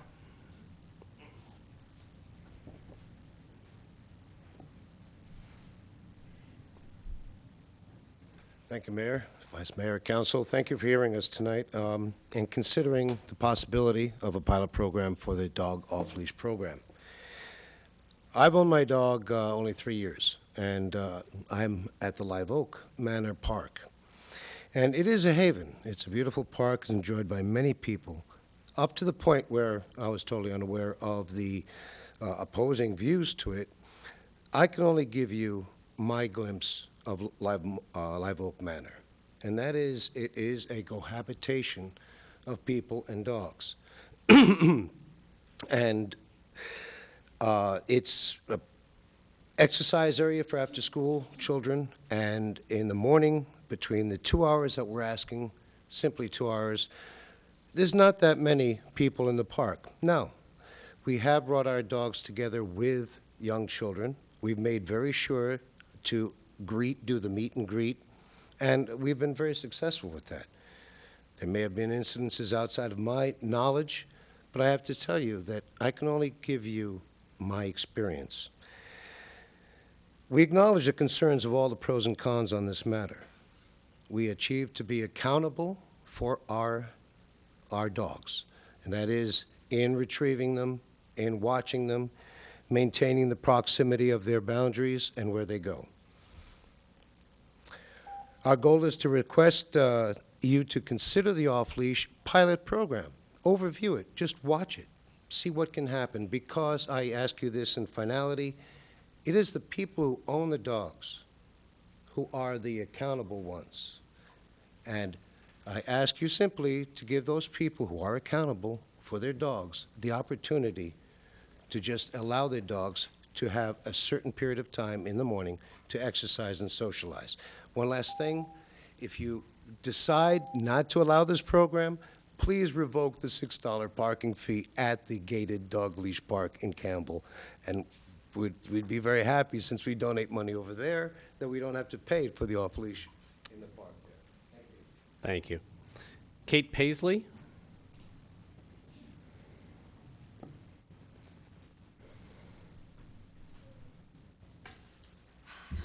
I'm Kate Paisley, and I've lived on Belmont Avenue, directly across the street from the park, for 16 years with my husband and 2 children.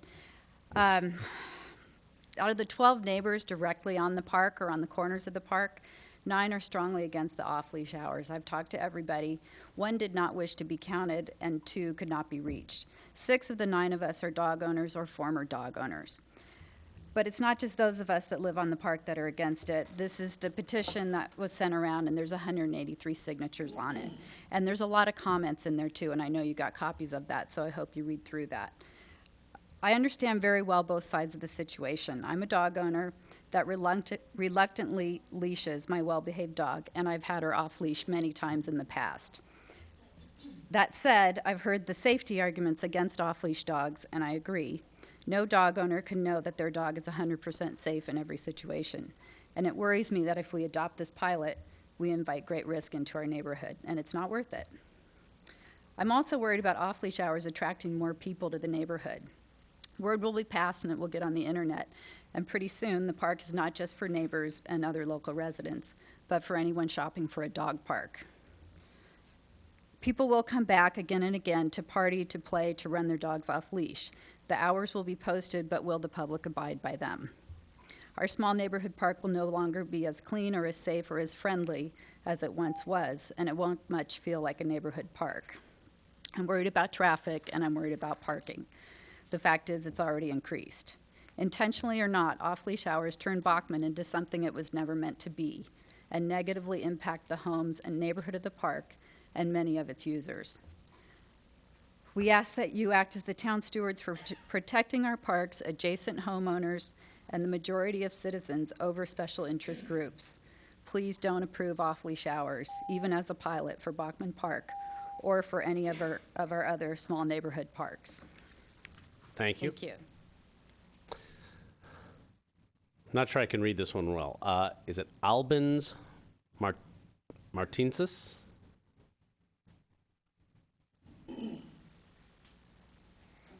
My name is Al Martinskis. I lived in this lovely town of ours for 40 years.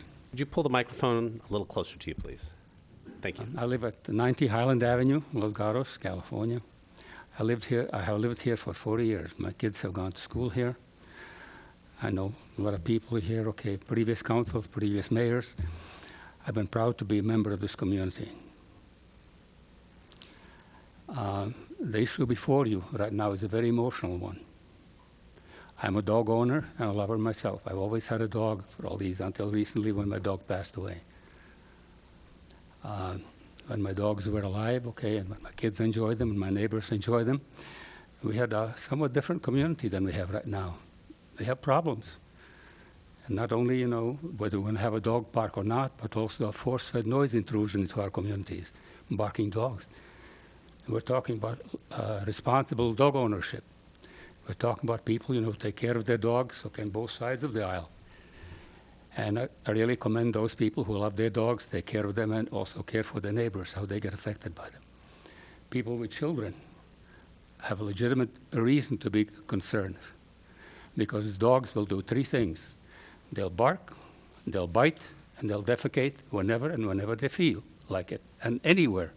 And I think many of us have noticed or have been exposed to or have heard about, these things. Dogs are animals. They're our best friends. We love them, but still they are animals, and they need to be controlled. Now, a responsible dog owner will control his or her dog. An irresponsible, will not care, about how it affects the neighbors, whether he lives next to the park or across the fence from them. I'm going to present to you sometime, not to this in the future, the effects of force-fed noise intrusion into our community. It's a public health hazard and something that everybody should be aware of. Some of the members of your staff, are already aware of the problem, but this is not the venue or the time to address it. Speaking about the. Okay, I'm going to have to cut you off there. Okay, fine. Thank you very much. Then just one short moment. As far as the park use for the dog parks, okay, for the use of dogs, okay, I may suggest, okay, one of my favorite parks that I took my dogs to was in Carmel. It's a 1 hour drive, okay? I went there every weekend, okay, with my dogs. And that's a good place, okay, for you to go and have your dogs socialize and feel free. Thank you. We don't have enough space in Los Gatos for another dog park. Thank you. Jeff McClanahan.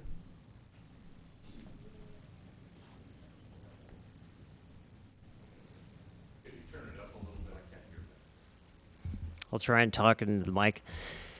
So in my experience in Los Gatos, which has been over 40 years, I have had many, many dogs. I've had many people who have been very welcoming, very interested in the dog, very welcoming with their children. There are many people who do not care about what their dog does. As a group, we have exercised our efforts to try and clean up the parks. We have tried to pick up after dogs, not only our own, but other people's dogs. We have picked up trash. We have tried to maintain the parks. I have not seen 90% of these people in the park at one day throughout the year. And the dog group at Live Oak Manor is there every single day, 365 days a year. Those people are dedicated to their dogs, dedicated to the park, dedicated to the community and the town, and creating this sense of community for other people. We have increased communication between ourselves and contributed to the town, and that's what we're trying to do by creating this program.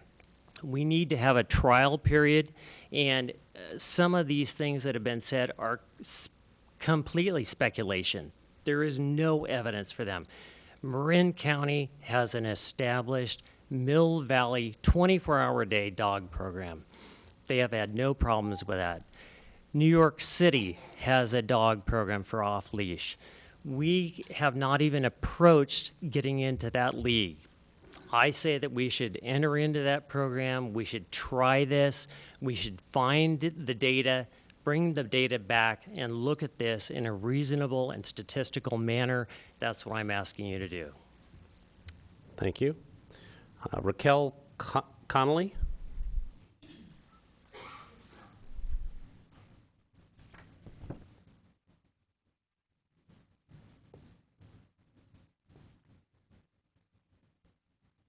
Good evening, council members, Mr. Mayor, fellow residents. I'm Raquel Connolly. I have lived in Los Gatos for many years. I'm a mother of two. I have a 2.5 and a 1-year-old. And I'm at Bachman Park every day, if not twice a day. I'm also there very often before 9 a.m. since my kids get up very early. I'm opposed to this off-leash program, pilot program, and even though I'm a dog lover, I grew up with dogs. Dogs have unpredictable behavior. Children have unpredictable behavior. We've heard everyone talking about all the statistics, the professional dog trainer. My husband is a plastic surgeon. He treats hundreds of children who have been victim of dog attacks. These dog attacks are typically on their faces, and unfortunately, a lot of these children are scarred for life. I just don't understand why would we want to allow anyone in our community, not just children, to be at risk for a pilot program. Why can't we have a fenced-in safe area for dogs to run off-leash? We have already a park. If there's a need for something else, I'm sure that we can find a way to have another fenced-in safe area. Children and dogs, as has been proven over and over again, they do not coexist well together in the playground.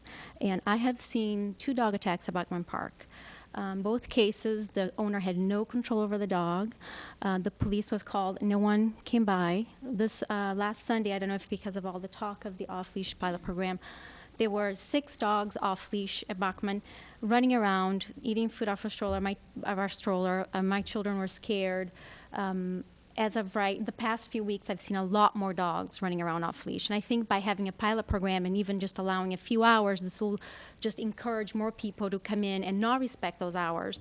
If right now we can't enforce the off leash policy that we have, how do you propose to enforce that everyone keep their dog, and just doing those hours?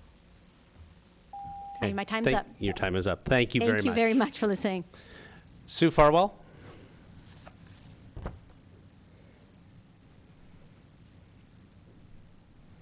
Council members, Sue Farwell. I am a dog owner. I have grandkids that use the park at Bachman Park. They were there today. I can't speak about anything but Bachman Park. I urge you to adopt the pilot program. This is a hot topic. I went to the meetings. For every argument for, you can have an argument against. For every argument against, you can find one for. There's many municipalities, there's many states. Colorado, for one, allows off-leash dogs 24 hours a day. Again, this is a pilot program. It can be enforced. It can be shut down. At Bachman, the instance of these people, of the dogs running around, the area where the dog park is a very underutilized area of Bachman. Again, I can't speak about Live Oak, but you've heard some people here. It's on a hill, it's very removed.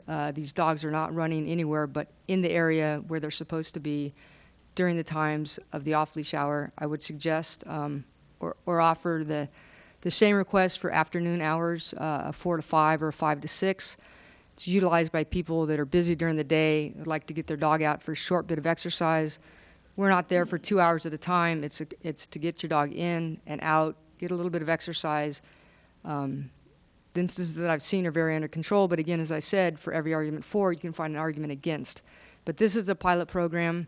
I urge you to adopt it. I urge you to look at a potential afternoon hour of 4 to 5 or from 5 to 6. This is often a time when children are leaving the park to go home, to prepare for supper, to meet the perhaps the other working parent that is not been at home. It's a very underutilized time at the park on a Monday to Friday instance, and I urge you to try the pilot program, and the pilot program can be shut down, and it could be successful. Again, it's a hotly debated topic, and we won't know until we try. Thank you. Thank you. Kimberly Whalen? Good evening. My name is Kimberly Whelan. I've lived in the Live Oak Manor for 9 years. And there's a couple of things I'm not hearing tonight. One is I'm wondering why it's the dog's right. Owners have bought these dogs knowing there's a leash law. And so why is it their right to have the park as use? And the other thing is, in looking at the pictures that were presented tonight, Live Oak Park is surrounded by homes. All those yards face the park. And there are neighbors who have dogs that are fenced in that are provoked by the dogs that are running off leash in the park. And so that increases the noise both in the neighborhood, the neighboring yards, as well as within the park. And the yelling and the screaming to contain the dogs in the park. And so I wanted to bring that up because that has not been brought up. When I look at Bachman, it's mostly surrounded by street and parking. Live Oak is not. All of our homes back up. The smell of the feces that people allow their dogs to poop in the surrounding areas, all the fences by the homes. And so we have to constantly smell dog poop. So they think because they're not pooping out in the grass, it's okay, but they poop in the ivy and alongside the paths, and that's okay to leave it there. And the last thing I want to say tonight, what's really disturbing, is the lack of enforcement by Los Gatos by these laws. Not only in Hillbrook, the people who are here tonight, but also on the several occasions I've called at Live Oak, there's never been anyone come to enforce the law. So it seems there's a trend here in Los Gatos not to enforce the laws that are for the safety of the citizens here, the people, the kids, the families in the surrounding areas. And that's very disturbing to me. Thank you. Thank you. Paul Bradbury?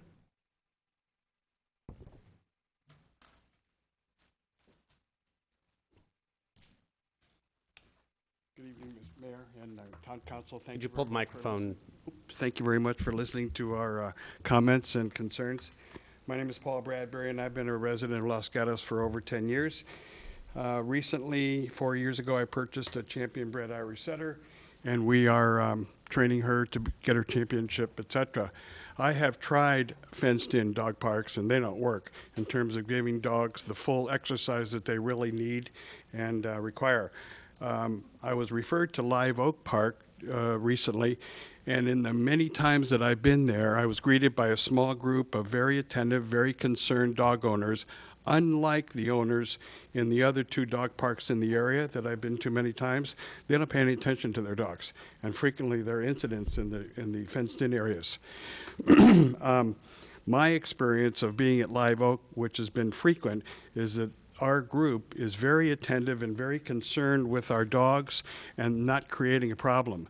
It seems that for these people here whose concerns and fears I respect, one solution might be that we would agree to leash up our dogs whenever we see a child.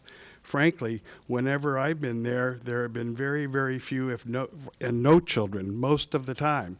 Even in the evenings, that park is not used that much. So I think that's a concern, that's a factor that you all ought to consider. I would urge members of the council to come just for 10 minutes to 15 minutes and just observe what's going on at Live Oak. I understand there are more problems over at Bachman, apparently, than Live Oak. But this Live Oak Park is being run very conscientiously and with little incident. So I urge you to consider the adoption of this trial program. We can make it work. We'll cooperate with the people that have concerns. Thank you. Thank you. I think before we go on to the last number of speakers, we're going to take a short break, give everybody a chance to stretch their legs. So we'll take 10 minutes, and then we'll reconvene.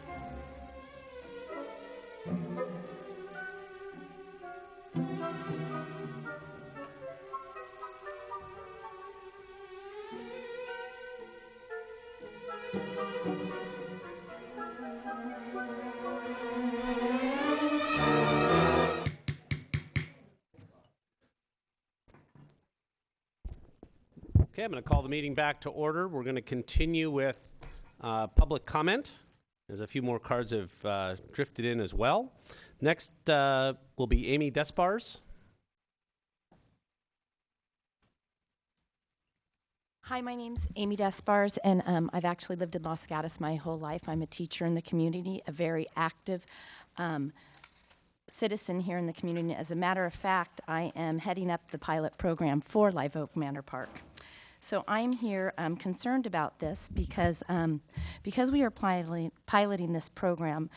It is in an effort to save the town money through neighbors' donations to buy plants, benches, refill the dog waste bags, and whatever else is needed to our park. Not only have we raised over $700 towards the park, we have had 2 neighborhood cleanup days because there isn't enough funding for our parks to be maintained. Why am I telling you all this? Because this is a neighborhood park surrounded by many families with children who frequent the park on a regular basis. I know some of the dog people. I see them from my second-story window. Yes, they are respectful, but they're a small few, and they're there at the same time. And yes, they've made friends through themselves, but what's going to happen when it is open to everyone else? And actually, as a matter of fact, we already have the reputation of being a dog park. People are getting out of their cars and they're saying, oh, we've stopped them and said, this isn't a dog park. Oh, yes, it's an off-leash dog park. We can come here. So without it even being a pilot program, we've already gotten this reputation, and I have seen the increase of people walking through. And I am worried for the kids. And to be honest, parents aren't taking their kids there as much as they used to. And I mean, I hear it. I work in my backyard constantly in the garden, so I know what's going on back there. Our homes back up to this park, and we hear the off-leash dogs running amok, causing neighbors' dogs to bark at all hours of the night. The other morning, 6:30 a.m., I had to yell out the window to the lady to leash her dog because she was causing all the dogs to bark. My daughter was pounced upon by an off-leash dog at a young age. Many other incidences, for example, people coming from out of the town, from Campbell, that was that last bite at Live Oak Manor, was a Campbell resident. This is a family park meant for children. Los Gatos Parks and Recs, along with various soccer sport leagues, use the park. If you look at the other dog parks, they are designed for dogs, not for children. I'm going to have to cut you off there. You know what I'd wish, I'm just going to recommend this, is when we're going to have a meeting and it's a 2-minute limit, to let us know prior so that we can adjust what our priorities are before we get here. So I'm just asking that for the future. So I'm just hoping that you vote against it. Thank you. Thank you. Felicia Woodleaf.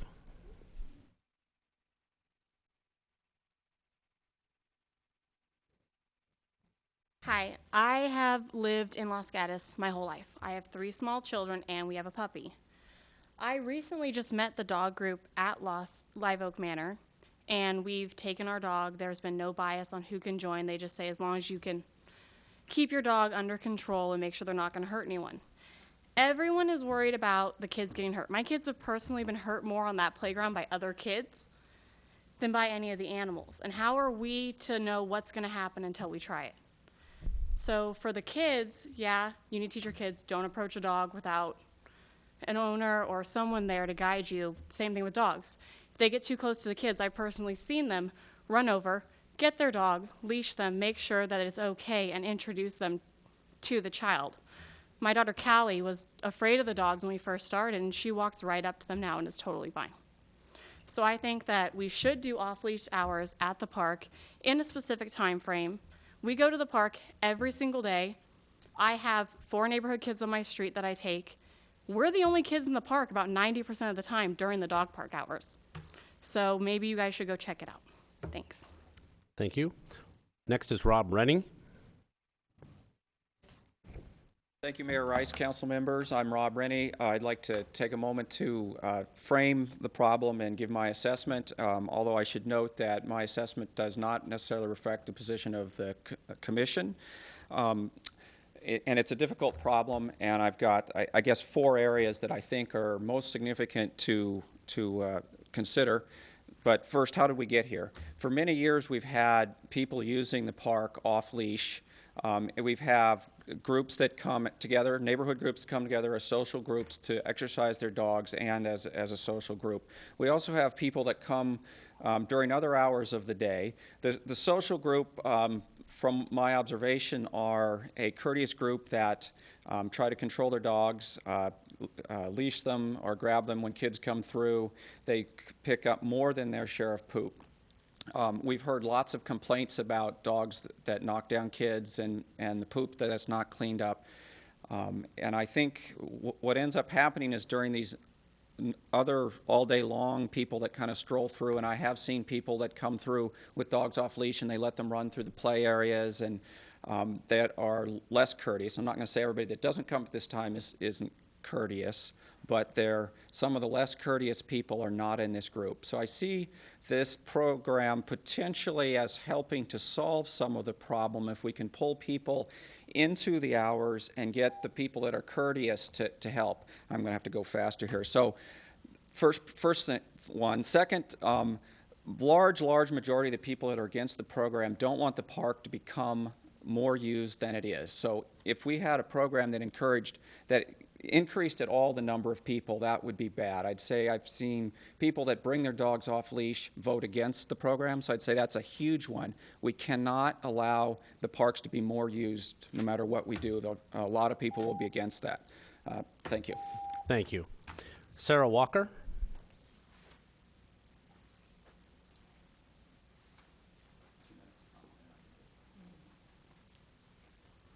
Hello, Mayor and City Council. I'm Sarah Walker. I live directly next to Bachman Park. We are more impacted by this than anyone. It invades our privacy. Those people will be outside my bedroom windows and my kitchen windows at 7 a.m. in the morning. There's already a huge number of increase in dogs off leash in the park just in the last month. I've seen at least 50. I've been charged myself by at least 3, whose owners just simply said, come so-so, and after they reached me, then the owners finally came up, but they can't stop their dogs from charging people. I really want you to vote no on this. It's a very bad idea. That's all I have to say. Thank you. Hartmut Esslinger. Hartmut Esslinger from Rose Avenue. I'm in Los Gatos since 28 years. I think from a business point of view, and I think we have a kind of a government obligation here, it's the wrong concept. If you mix children and dogs hygienically and physically, I think it just doesn't work. I think what you would need is an area where only dogs are, like a dog park in other cities. But the mixed use, I think, is completely irrational. Because the risks you're listing are, if this must be a business, you would just stop there because you will have injuries, you will have hygienic problems, and you will have really deterioration of the neighbor's property. I think also, naturally, we have dog owners here. You certainly are responsible, but I think the irresponsible are not here, as I see in my front yard every day, every second day. And finally, I also think that the rights of our citizens to keep us from harm and injury supersedes the rights of dogs. It's a bit funny, but I think I speak from my own family because my daughter Anna asked me to come. She got attacked by a dog a couple of years ago, has a very bad dog phobia. Therapy could not heal it. When she sees a free-running dog, she stays in the car. She doesn't want to go to the park. And I think do it like other cities. Have fenced areas, it's always for dogs. Very simple. And then I think we have the problem of the hook. Thank you. Thank you. Terry McBriarty.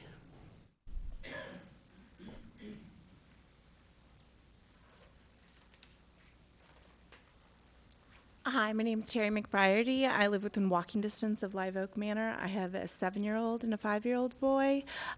We have been to the Campbell Dog Park many times.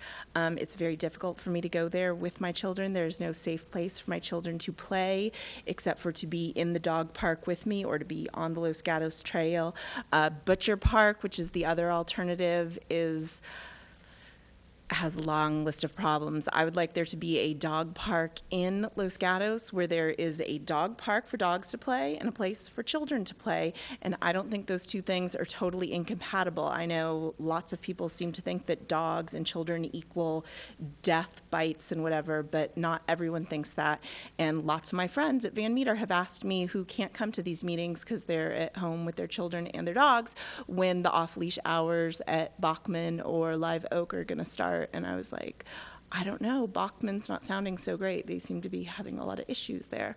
But at Live Oak, you know, everything seems to be working okay. I used to go to Bachman all the time when my children were younger, and I saw the dogs over there all the time.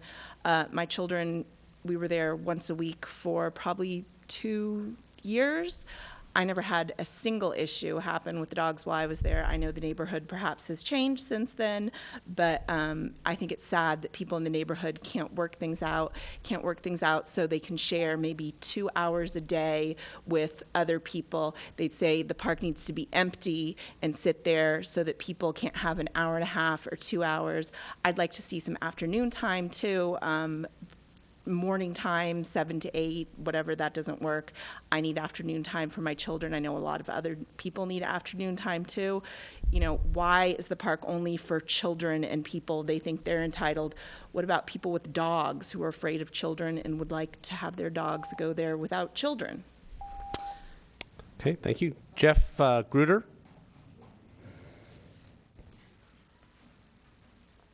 Good evening. My name is Jeff Gruder. We live about a mile away from Bachman Park. My wife spoke previously. We have a 4-year-old daughter and a 6-year-old daughter.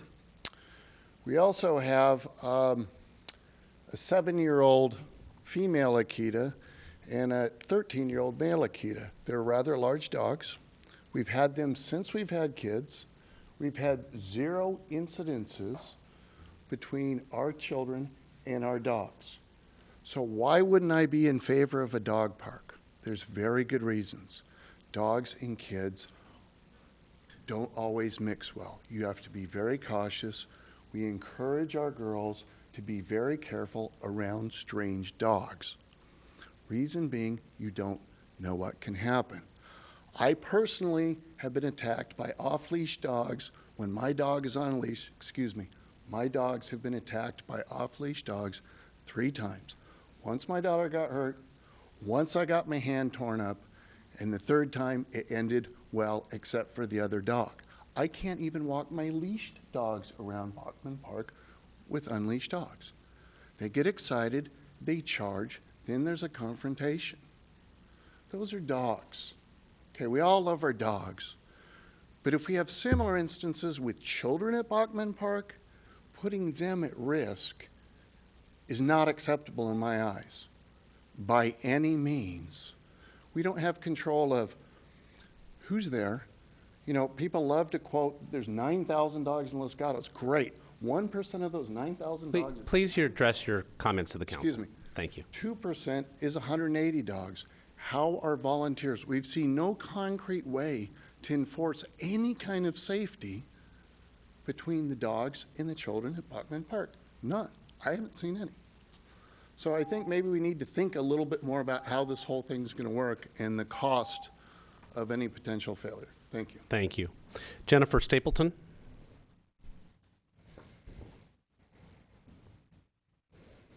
Hi, my name is Jennifer Stapleton. I have a 3-year-old son, and I own 2 dogs.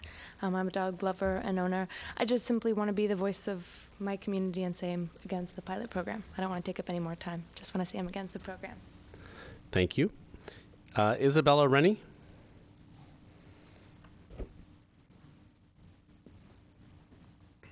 Hi, Mr. Mayor and council members. Please pull the microphone. Yeah, there you go. Thank you. Just a few words. I am a proponent of pilot program, but as I've watched the public hearing and the meeting and reaction people have, it's obvious to me that the staff has done a wonderful job in trying to identify the safest time during the day where there is really no interaction between dogs and children, and yet there is still the fear is there. It's not obviously a perfect solution.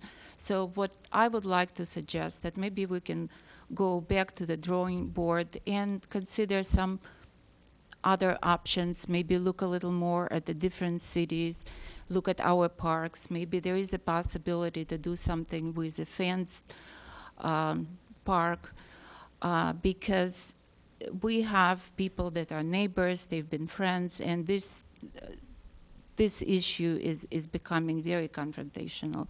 I think we can find a little better solution than what we have right now as a pilot. But I would like to say thank you to staff because they've done a wonderful job and they went through all this meeting, and it's quite exhausting. A couple of members from our group who are elderly, they couldn't even make it today because they're so upset, and it's quite upsetting. Thank you. Thank you.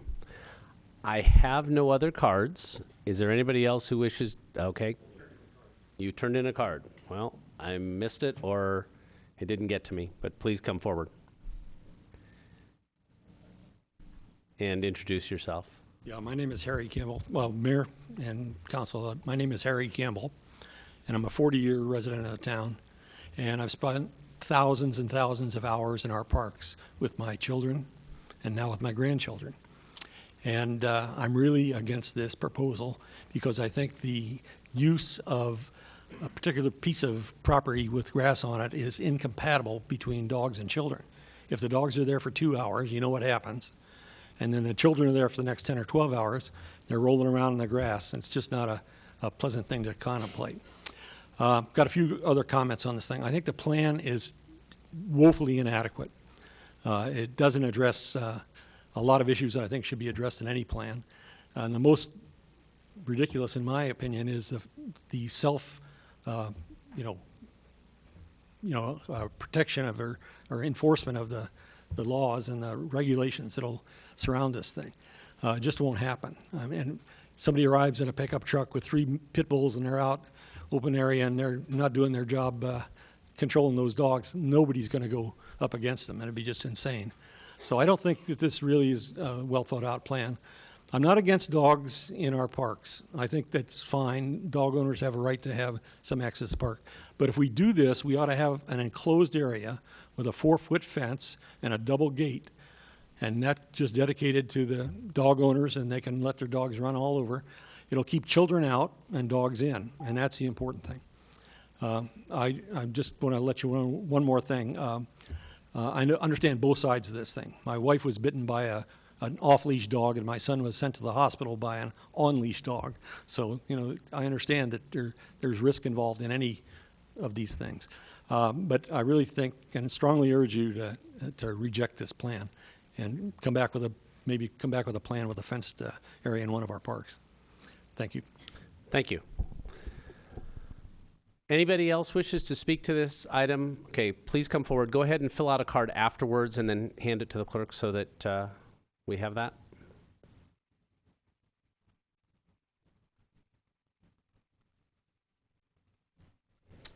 Honorable Mayor Rice and council members, my name is James Frank Barcells. My father was an ex-mayor, City of Santa Clara, Planning Commissioner, and I had the pleasure of serving from 1977 to 1985. Share just a brief story.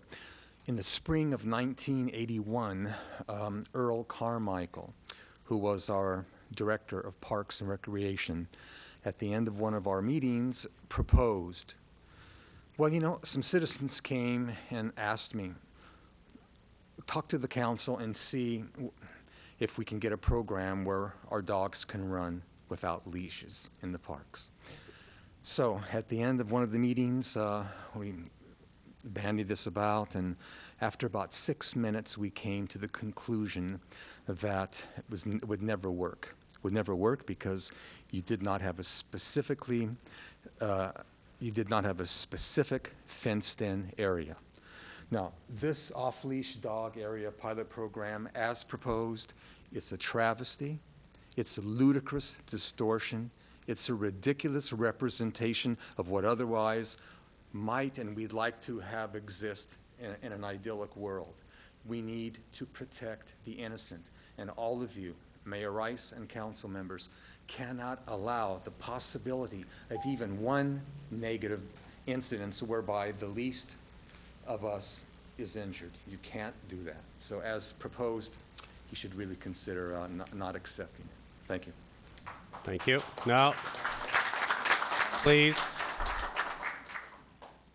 I've asked nicely. Please don't do that. Any other members of the public wish to speak? Please. please come forward. And also, please fill out a card when you're done.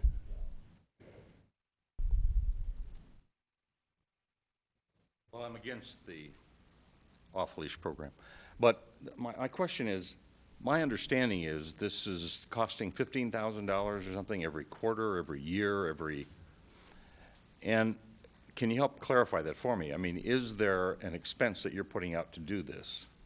And I'm assuming it's out of the town's funds? Well, we'll look to staff if we have questions at the end of it. But if you have a statement, please. Well, the statement is I would rather see the street in front of my house fixed or the holes in the park repaired from all of where people can break their leg from those gophers that are growing out there and that are coming into my yard. I've lived next to the park for 30 years, and I've lived with it. And I live with them coming into my yard. Now I have the dogs out there. And don't believe for a minute that they're not coming into that off the grassy area into where all that ivy is, and nobody goes in there and picks up their dog stuff when it goes in there. And after a while, if you've ever walked down the creek trail, down where that dog run is down there, you can tell it's a dog run. You can smell it. And I tell you, it's going to happen in Bachman Park. And I don't want to see that happen. Aside from the fact that it's almost criminal that we would consider mixing those off-leash dogs with children. I just can't believe that we would do that. I think it's extremely dangerous, and I don't want to see it done. Okay, thank you. And again, please fill out the card. Okay. Please come forward.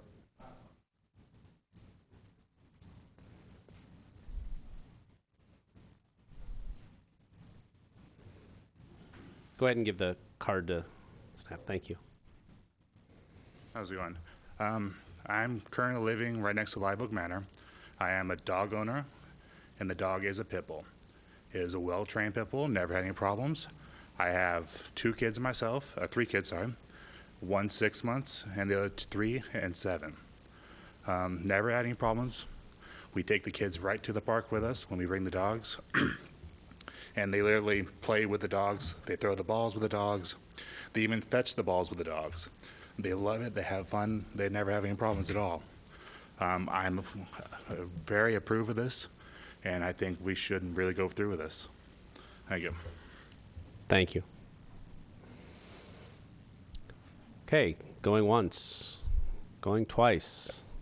I'm going to close the public hearing. Thank you for all your input, and for those that didn't speak or that are in the television audience that sent us emails, we appreciate the input. It's probably been the most email on any issue that I've received in 4 years. I'll look to council for questions of staff, comments.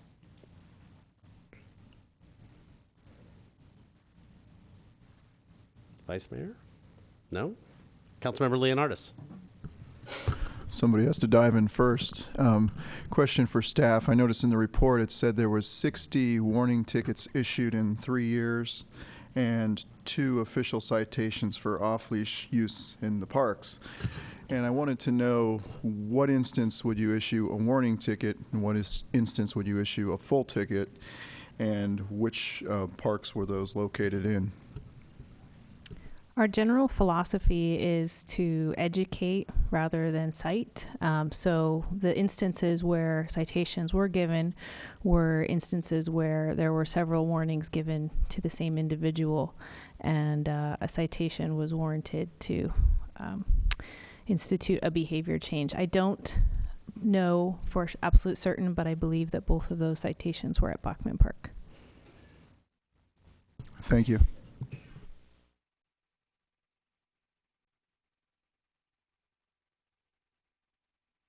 Any other council member wish to weigh in?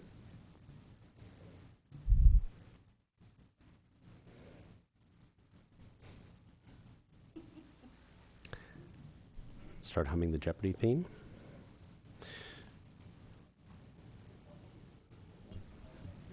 The silence is deafening. I'll jump in again. Go right ahead. Councilmember Leonardis. I'm going to try to break the silence here. I have a pet rabbit. I don't have a dog. completely neutral on this thing, and the rabbit used to have a leash, but gained so much weight that we can't put the rabbit on the leash anymore. So we put her in a baby stroller and we drive her around every once in a while, and people say, "Wow, that's the strangest looking baby I've ever seen." In any event, thinking of the intelligence in this room, we have a lot of people on both sides of the issue, and reading the emails and all the concerns, to me, it seems as though there's kind of a little speakeasy thing going on with the off-leash use at Bachman. And when this thing heated up to about 1,000 degrees here was when it came before us, and a couple of our council members put it on the agenda, and we decided to have these community meetings. And prior to that, it didn't seem to be an issue. Maybe it was, but it wasn't in the forefront. Regardless of which park I've been to in recent past, and I can tell you I go to a lot of parks. Being a soccer coach, I always see people letting their dogs off leash. I don't know how you play fetch otherwise. Now I realize not all dogs play fetch and those types of things. But really it comes down to jurisdictions don't have the capacity to enforce leash laws all the time. They can't be everywhere. With that said, I think, our staff is trying to come up with a solution. And right now, looking at San Carlos, up the peninsula, they're in the midst of a pilot program. And for me, I think we don't have enough information to make any kind of a decision here tonight. We hear a lot of concerns from the community on both sides. We hear a lot of support for the idea, a lot of other concerns. It sounds like quite a bit of concern surrounding Bachman Park. But I would think that the best approach for this thing this evening would be to have staff go out and do some more research on this topic. Also, I've heard a number of people mention a fenced dog park, and I don't know if that's even an option in Los Gatos. Coming from a background where I tried to, at one point in time, come up with a skate park location, but nevertheless, it is something that could require further research moving forward, and maybe that is a solution. So where I stand this evening is, personally, I don't think I would recommend the pilot program going forward, even though it is a pilot program. Remember, the meaning of a pilot program is it can be revoked at any time. It's a pilot. But my attitude is more, let's wait and see. Let's watch and see what happens up in San Carlos. I see, that ending sometime in August. And of course, people during a pilot program are going to be on their best behavior. So I would think it would take a number of months after their pilot ends to see the true colors if they decide to implement a full off-leash program before we even dip our toes in the water any further with this thing. As well as, again, perhaps directing staff to try to come up with some kind of a location for a fenced dog park, which seems to be a pretty popular idea. So that's where I stand on this issue. Somebody had to go first. I'm interested in hearing what the other council members say this evening. Thank you, Councilmember Leonardis. Councilmember Brzezinski. Mr. Mayor, I was just, the reason why I hesitated was that I was curious if Vice Mayor Spector had a comment to make, since she was instrumental in putting this, or asking us to put this on the agenda. And I would like to, withhold my comments until I hear. Vice Mayor? Well, Mr. Brzezinski is being very unusual this evening. It's normally the mayor who recognizes the vice mayor and other speakers, but if that's what the mayor would like to do, I will go forward. If you're comfortable, please go ahead. I'm always comfortable talking. First of all, I want to commend all of you in this audience. There are people here who were against the pilot program. There were people here who supported the pilot program. And even though you had passion on both sides, you treated one another with respect. And so I want to thank you all for that. I also want to thank staff, because the work you did was excellent. The fact that you had these community meetings and you gathered information, You are to be commended. You did a good job. What we have here are two passions. We have a fear, and I can appreciate that. We have a fear of dogs on leash. We have a fear of dogs that are off leash. We have a fear of being attacked. We have a fear of being bitten. And as one person who has probably been through all of that, I can understand it. But we also have love. We love our dogs. We love watching them run like the wind. And we love the camaraderie that we have when we take our dogs and chat with other dog owners. In fact, the business section of the Mercury yesterday had an article on that on the front page about how tech companies are now allowing their employees to bring the dogs to work because it creates a camaraderie. But we have love and we have fear, and those are two of the strongest passions that anyone can have. And so that's why we have this situation here. That's why you are here with different opinions.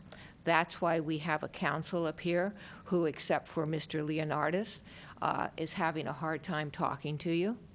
And I think that where we are right now, and I do have a question of staff, but I'll get to that in a second. Mr. Leonardis actually raised a good point. And staff had noted in their presentation that San Carlos was an entity that was a city that was doing a public program, a pilot program. And I believe that staff indicated in its staff report that that pilot program ends in August. So I agree with Mr. Leonardis that at this point, pending what I hear from the other council people, we may want to see what happens if San Carlos goes forward with a program after the end of its pilot program, because you know darn well right now, those people who are letting their dogs run off leash on San Carlos are being really careful. So let's see what happens if the program goes forward and it's not a pilot program. And the other thing that I have understood from listening to all of you and reading your, it must be hundreds, a pile of your emails, is that you seem to, many of you seem to coalesce on the issue of a fenced-in area. So I've been trying to think, all right, so where do we put this fenced-in area? Where is this land? Well, quite frankly, I don't know, but maybe staff needs to re-explore that issue. I looked at the two areas that staff designated at Live Oak and at Bachman, and in both instances, they pulled the proposed area back in to like a U area up a hill on the side of the park. So maybe staff can explore fencing that on a not a temporary basis, but fencing it so that there could be a beautiful fence, which I already have in my mind, that has a retractable gate that can be opened when the dogs aren't there and closed when the dogs are there.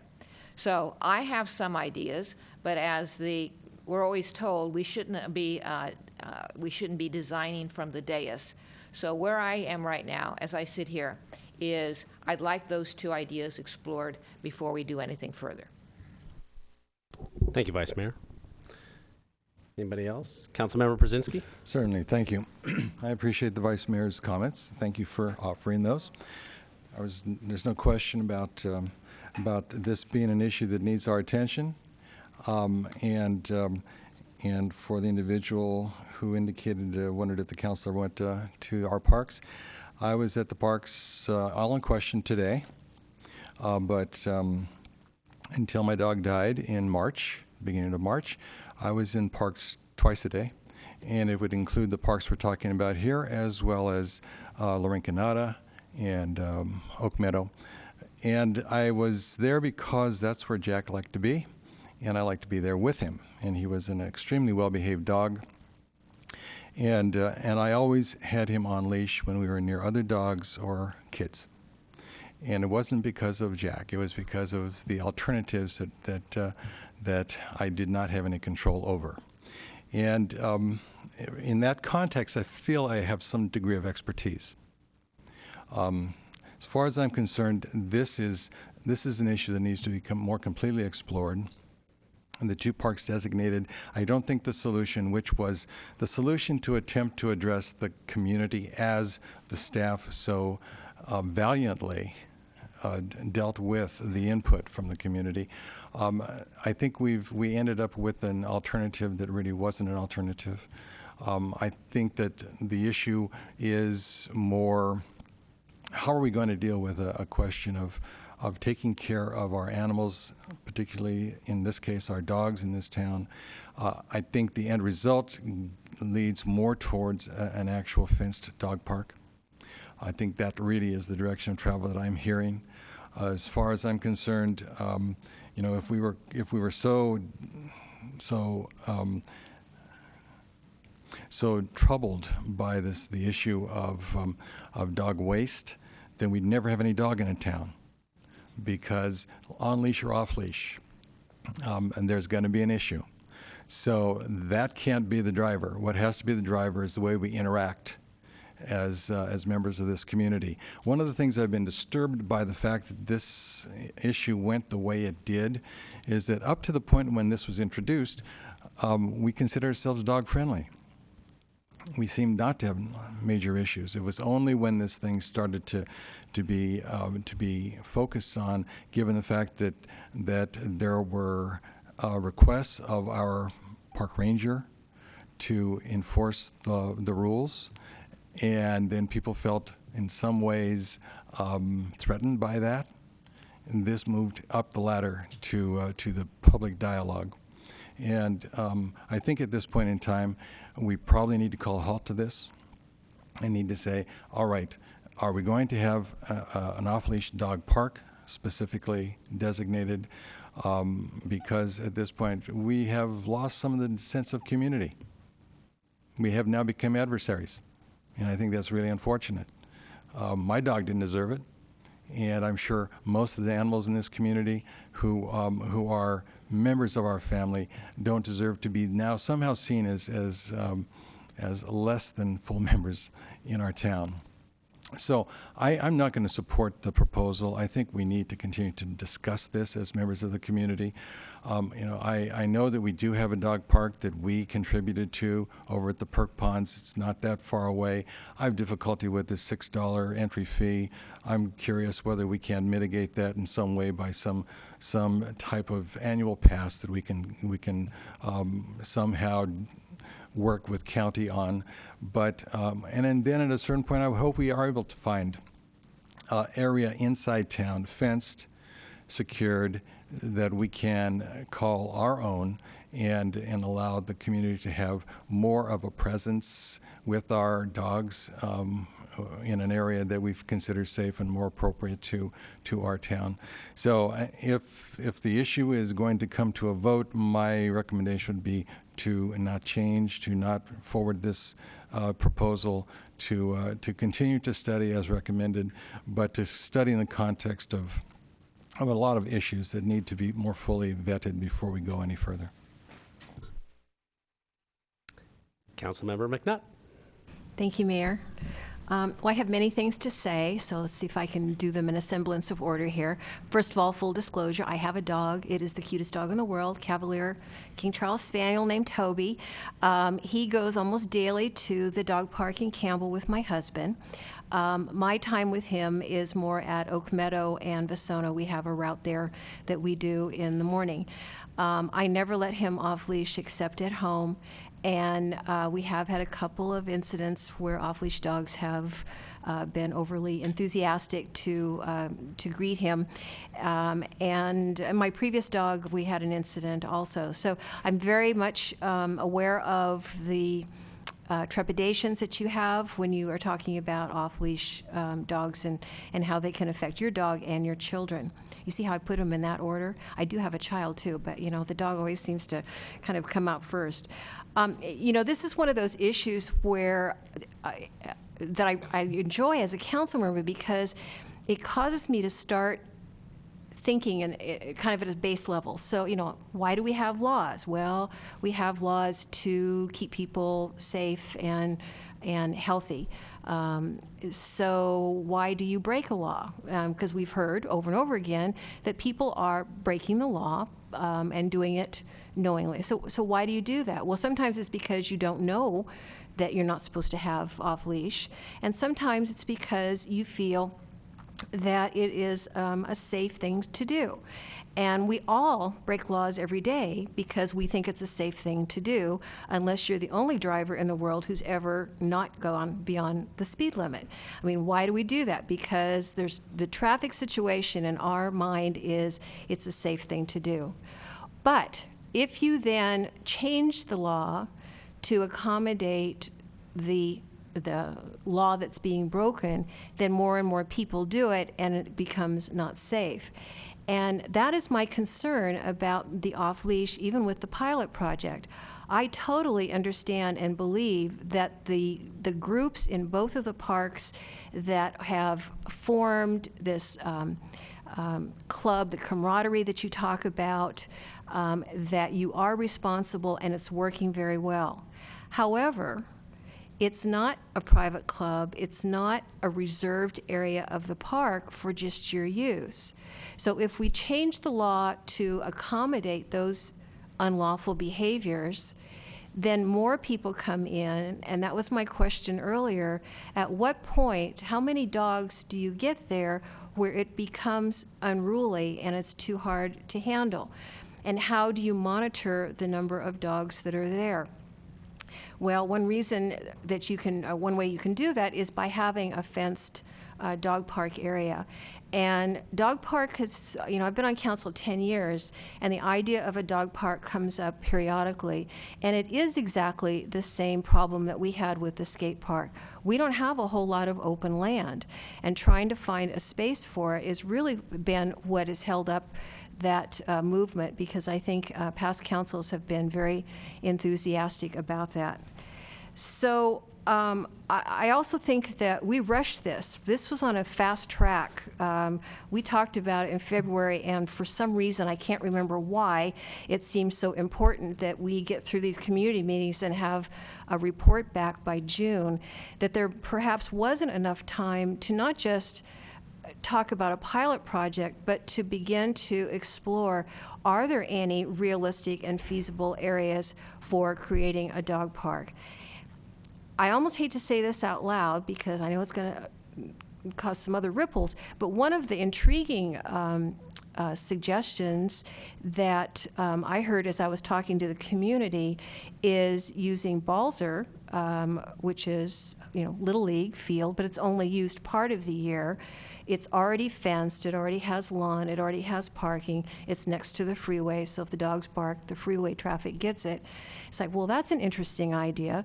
But again, there's going to be some of the community, they're going to be horrified at that. So, there's a lot of different options that we could look at. And I do think it would be good if we do that, but I don't think that we should set it up, again, with a very quick turnaround time and expectation. We have a process where the council meets once a year in retreat. In January, we set the goals, the work plan for the year. This wasn't on it. It came up like a week or 2 weeks after that. Threw off kilter the scheduling of some other work that staff was supposed to be doing. So I do think that we should do some more research, some more thinking, perhaps have it be part of the discussion at the next council retreat for work plan for 2013. And in the meantime, take advantage of the dog park that we do have access to in Campbell. You can park on the street without paying the $6. If you want to walk just a little bit, it's county operated, so the county collects the fee. And if you want to, well, I won't go into all of the secret places to park over there at no cost. I won't give that away, that information right now. And what else did I want to say? There was one other thing.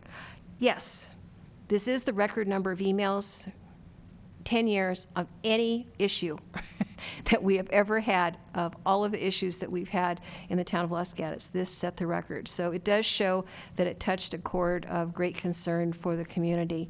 And so we have to proceed very cautiously and carefully. Okay, I guess I'll weigh in. Try not to be redundant, but I think you're going to hear a consistent theme. I'm not in favor of the pilot.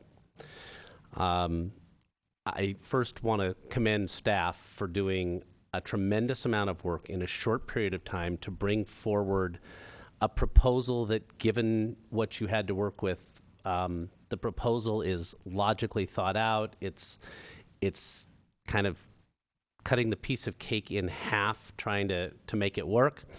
And I commend the public. From the emails to those of you here, I'll echo what the Vice Mayor said about the respect on both sides of the other people's opinion. I'll respectfully disagree with Ms. McNutt because Kimmy, my 10-and-a-half-year-old golden retriever, is the cutest dog in the world. No disrespect to Toby. Toby's very cute, but a couple of things about this that just leave me with concerns. First, the lack of an enforcement mechanism, leaving it to the neighborhood groups sounds really, really positive until this thing gets bigger. And when you publicize it or make it a public thing, and you start getting more dogs, and whether it's 5 more or 10 more or 25 more, all of a sudden the neighborhood groups are going to get overwhelmed. And they don't have enforcement authority. I don't want the public put in that kind of a position to tell somebody who comes in from out of town with his 2 very well-behaved Irish setters, golden retrievers, Cavalier King Charles Spaniels, whatever it is, that, hey, you didn't clean up after yourself. That's not your job as the public. And as much as you may be willing to do it, it'll get old. What we have had over the last few years is kind of a don't ask, don't tell policy, and it's really been limited to the neighborhoods. The people around Bachman use Bachman. The people around Live Oak Manor use Live Oak Manor. And to the speaker who said we should go look at these parks, I've done that many, many times. And it's never your dog that's the problem. I get that. Those of you that are here, you're here because your dog is well behaved. Nobody's going to come up to the podium and say, yeah, my dog gets away from me occasionally, but for the most part, they're really good.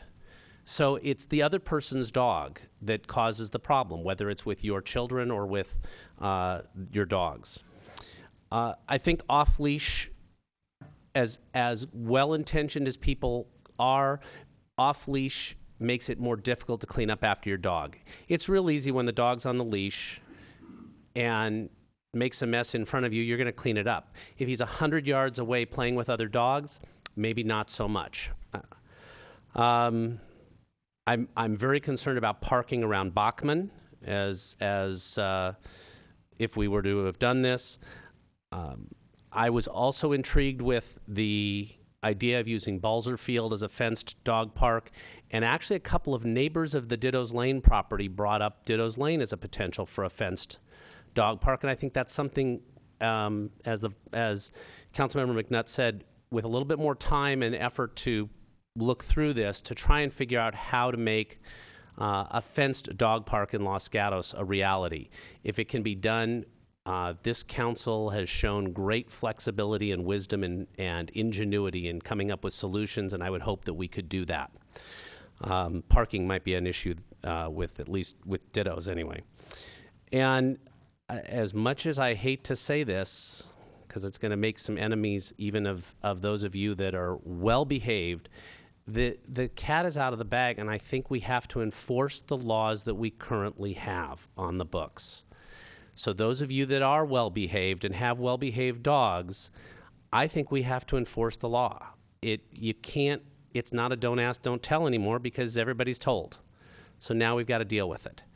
And when it becomes, so to speak, viral, and people outside of Los Gatos understand that, hey, we're not enforcing our off-leash or our leash laws, you're going to bring in people And I just don't think that's where we want to go.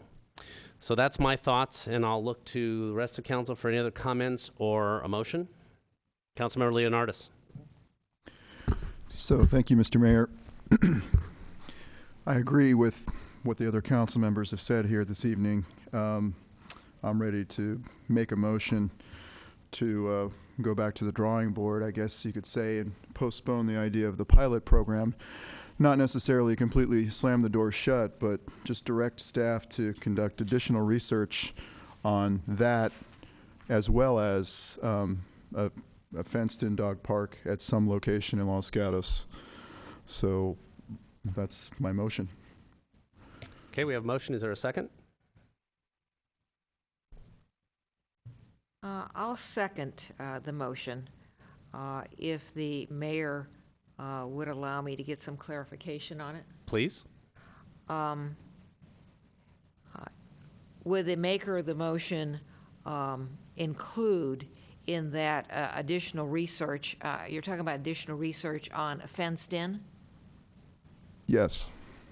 All right, and would the maker of the motion then include in that additional research parcels of property within parks and in property outside of the parks?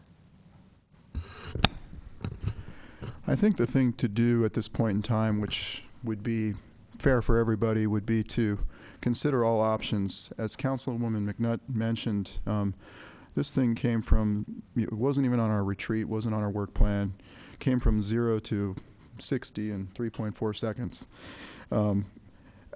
You know, I think it caught a lot of us by surprise, and that's the position I'm in. I really don't feel like I even have enough information here to make any kind of an informed decision. I heard all the speakers, and I can understand the people who live around Bachman, as well as the Live Oak Park, and your concerns. You're asking that we officially change the use. We've had a use of this park that's been kind of a speakeasy thing, which has been going on. But to me, looking at the official designation at this point in time, absolutely don't have enough information on that to make any kind of a decision about even a pilot program. So therefore, I would just want to instruct staff to consider whatever options you can bring to us. I would imagine there's going to be quite a few. And I would imagine, as Councilwoman McNutt said, it's not going to come to us very soon.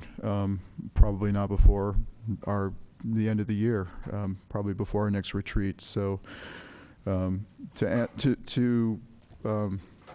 answer to the Vice Mayor's amendment to the motion, I would say leave the door open on everything at this point and direct staff to come forward to us with a bunch of options and see where we go from there, because I don't want to overlook anything. I don't feel like we have enough information about everything. So, Mr. Manager. Yes, Mr. Mayor, members of the council, thank you for your acknowledgement of staff's exceptional efforts, and I did want to single out Todd and Christy and their staff for their work here. This was, at your direction, an extremely limited study in an even more limited period of time, and that we brought this back so quickly with so much information and so much community comment is indeed amazing to me. We do face the reality that any consideration of a fenced dog park will almost certainly entail capital expenditures as well as an environmental review. Your staff would recommend we consider that after we have the capital projects priorities and funding session late this fall, leading into your retreat in January. And especially with the staff departure I announced earlier, we will be scrambling for the next 6 months just to meet that capital projects priority session that you've already called for, and would recommend that we consider this further research as part of the array of other priorities you may have for the town in the year ahead. Thank you. Vice Mayor Spector? Thank you, Mr. Mayor. I'm supporting the motion, Mr. Leonardis' motion, for the reasons I stated earlier when it was suggested that I speak on this issue, and also that as to why this got on our agenda and why it has been moved along, the mayor and I put it on the agenda, and the reason was that we had a very unstable situation when that happened. We had folks who were allowing their dogs to run off leash. The staff, the ranger, was put in a position of either giving them tickets, which was uncomfortable, or not giving them tickets, which was uncomfortable. And in that kind of unstable situation, I thought that the issue should be addressed. So that's why the agenda item was put forward. Thank you. Okay, any further discussion? I will call for the question. All those in favor, please signify by saying aye. Aye. Aye. Opposed? Motion carries unanimously. And again, I thank you all for your input. And that is the last agenda item we have for tonight. And I want to remind everybody that we are adjourning tonight in memory of community leader and icon and friend Ted Simonson, who passed away late last month. We are adjourned.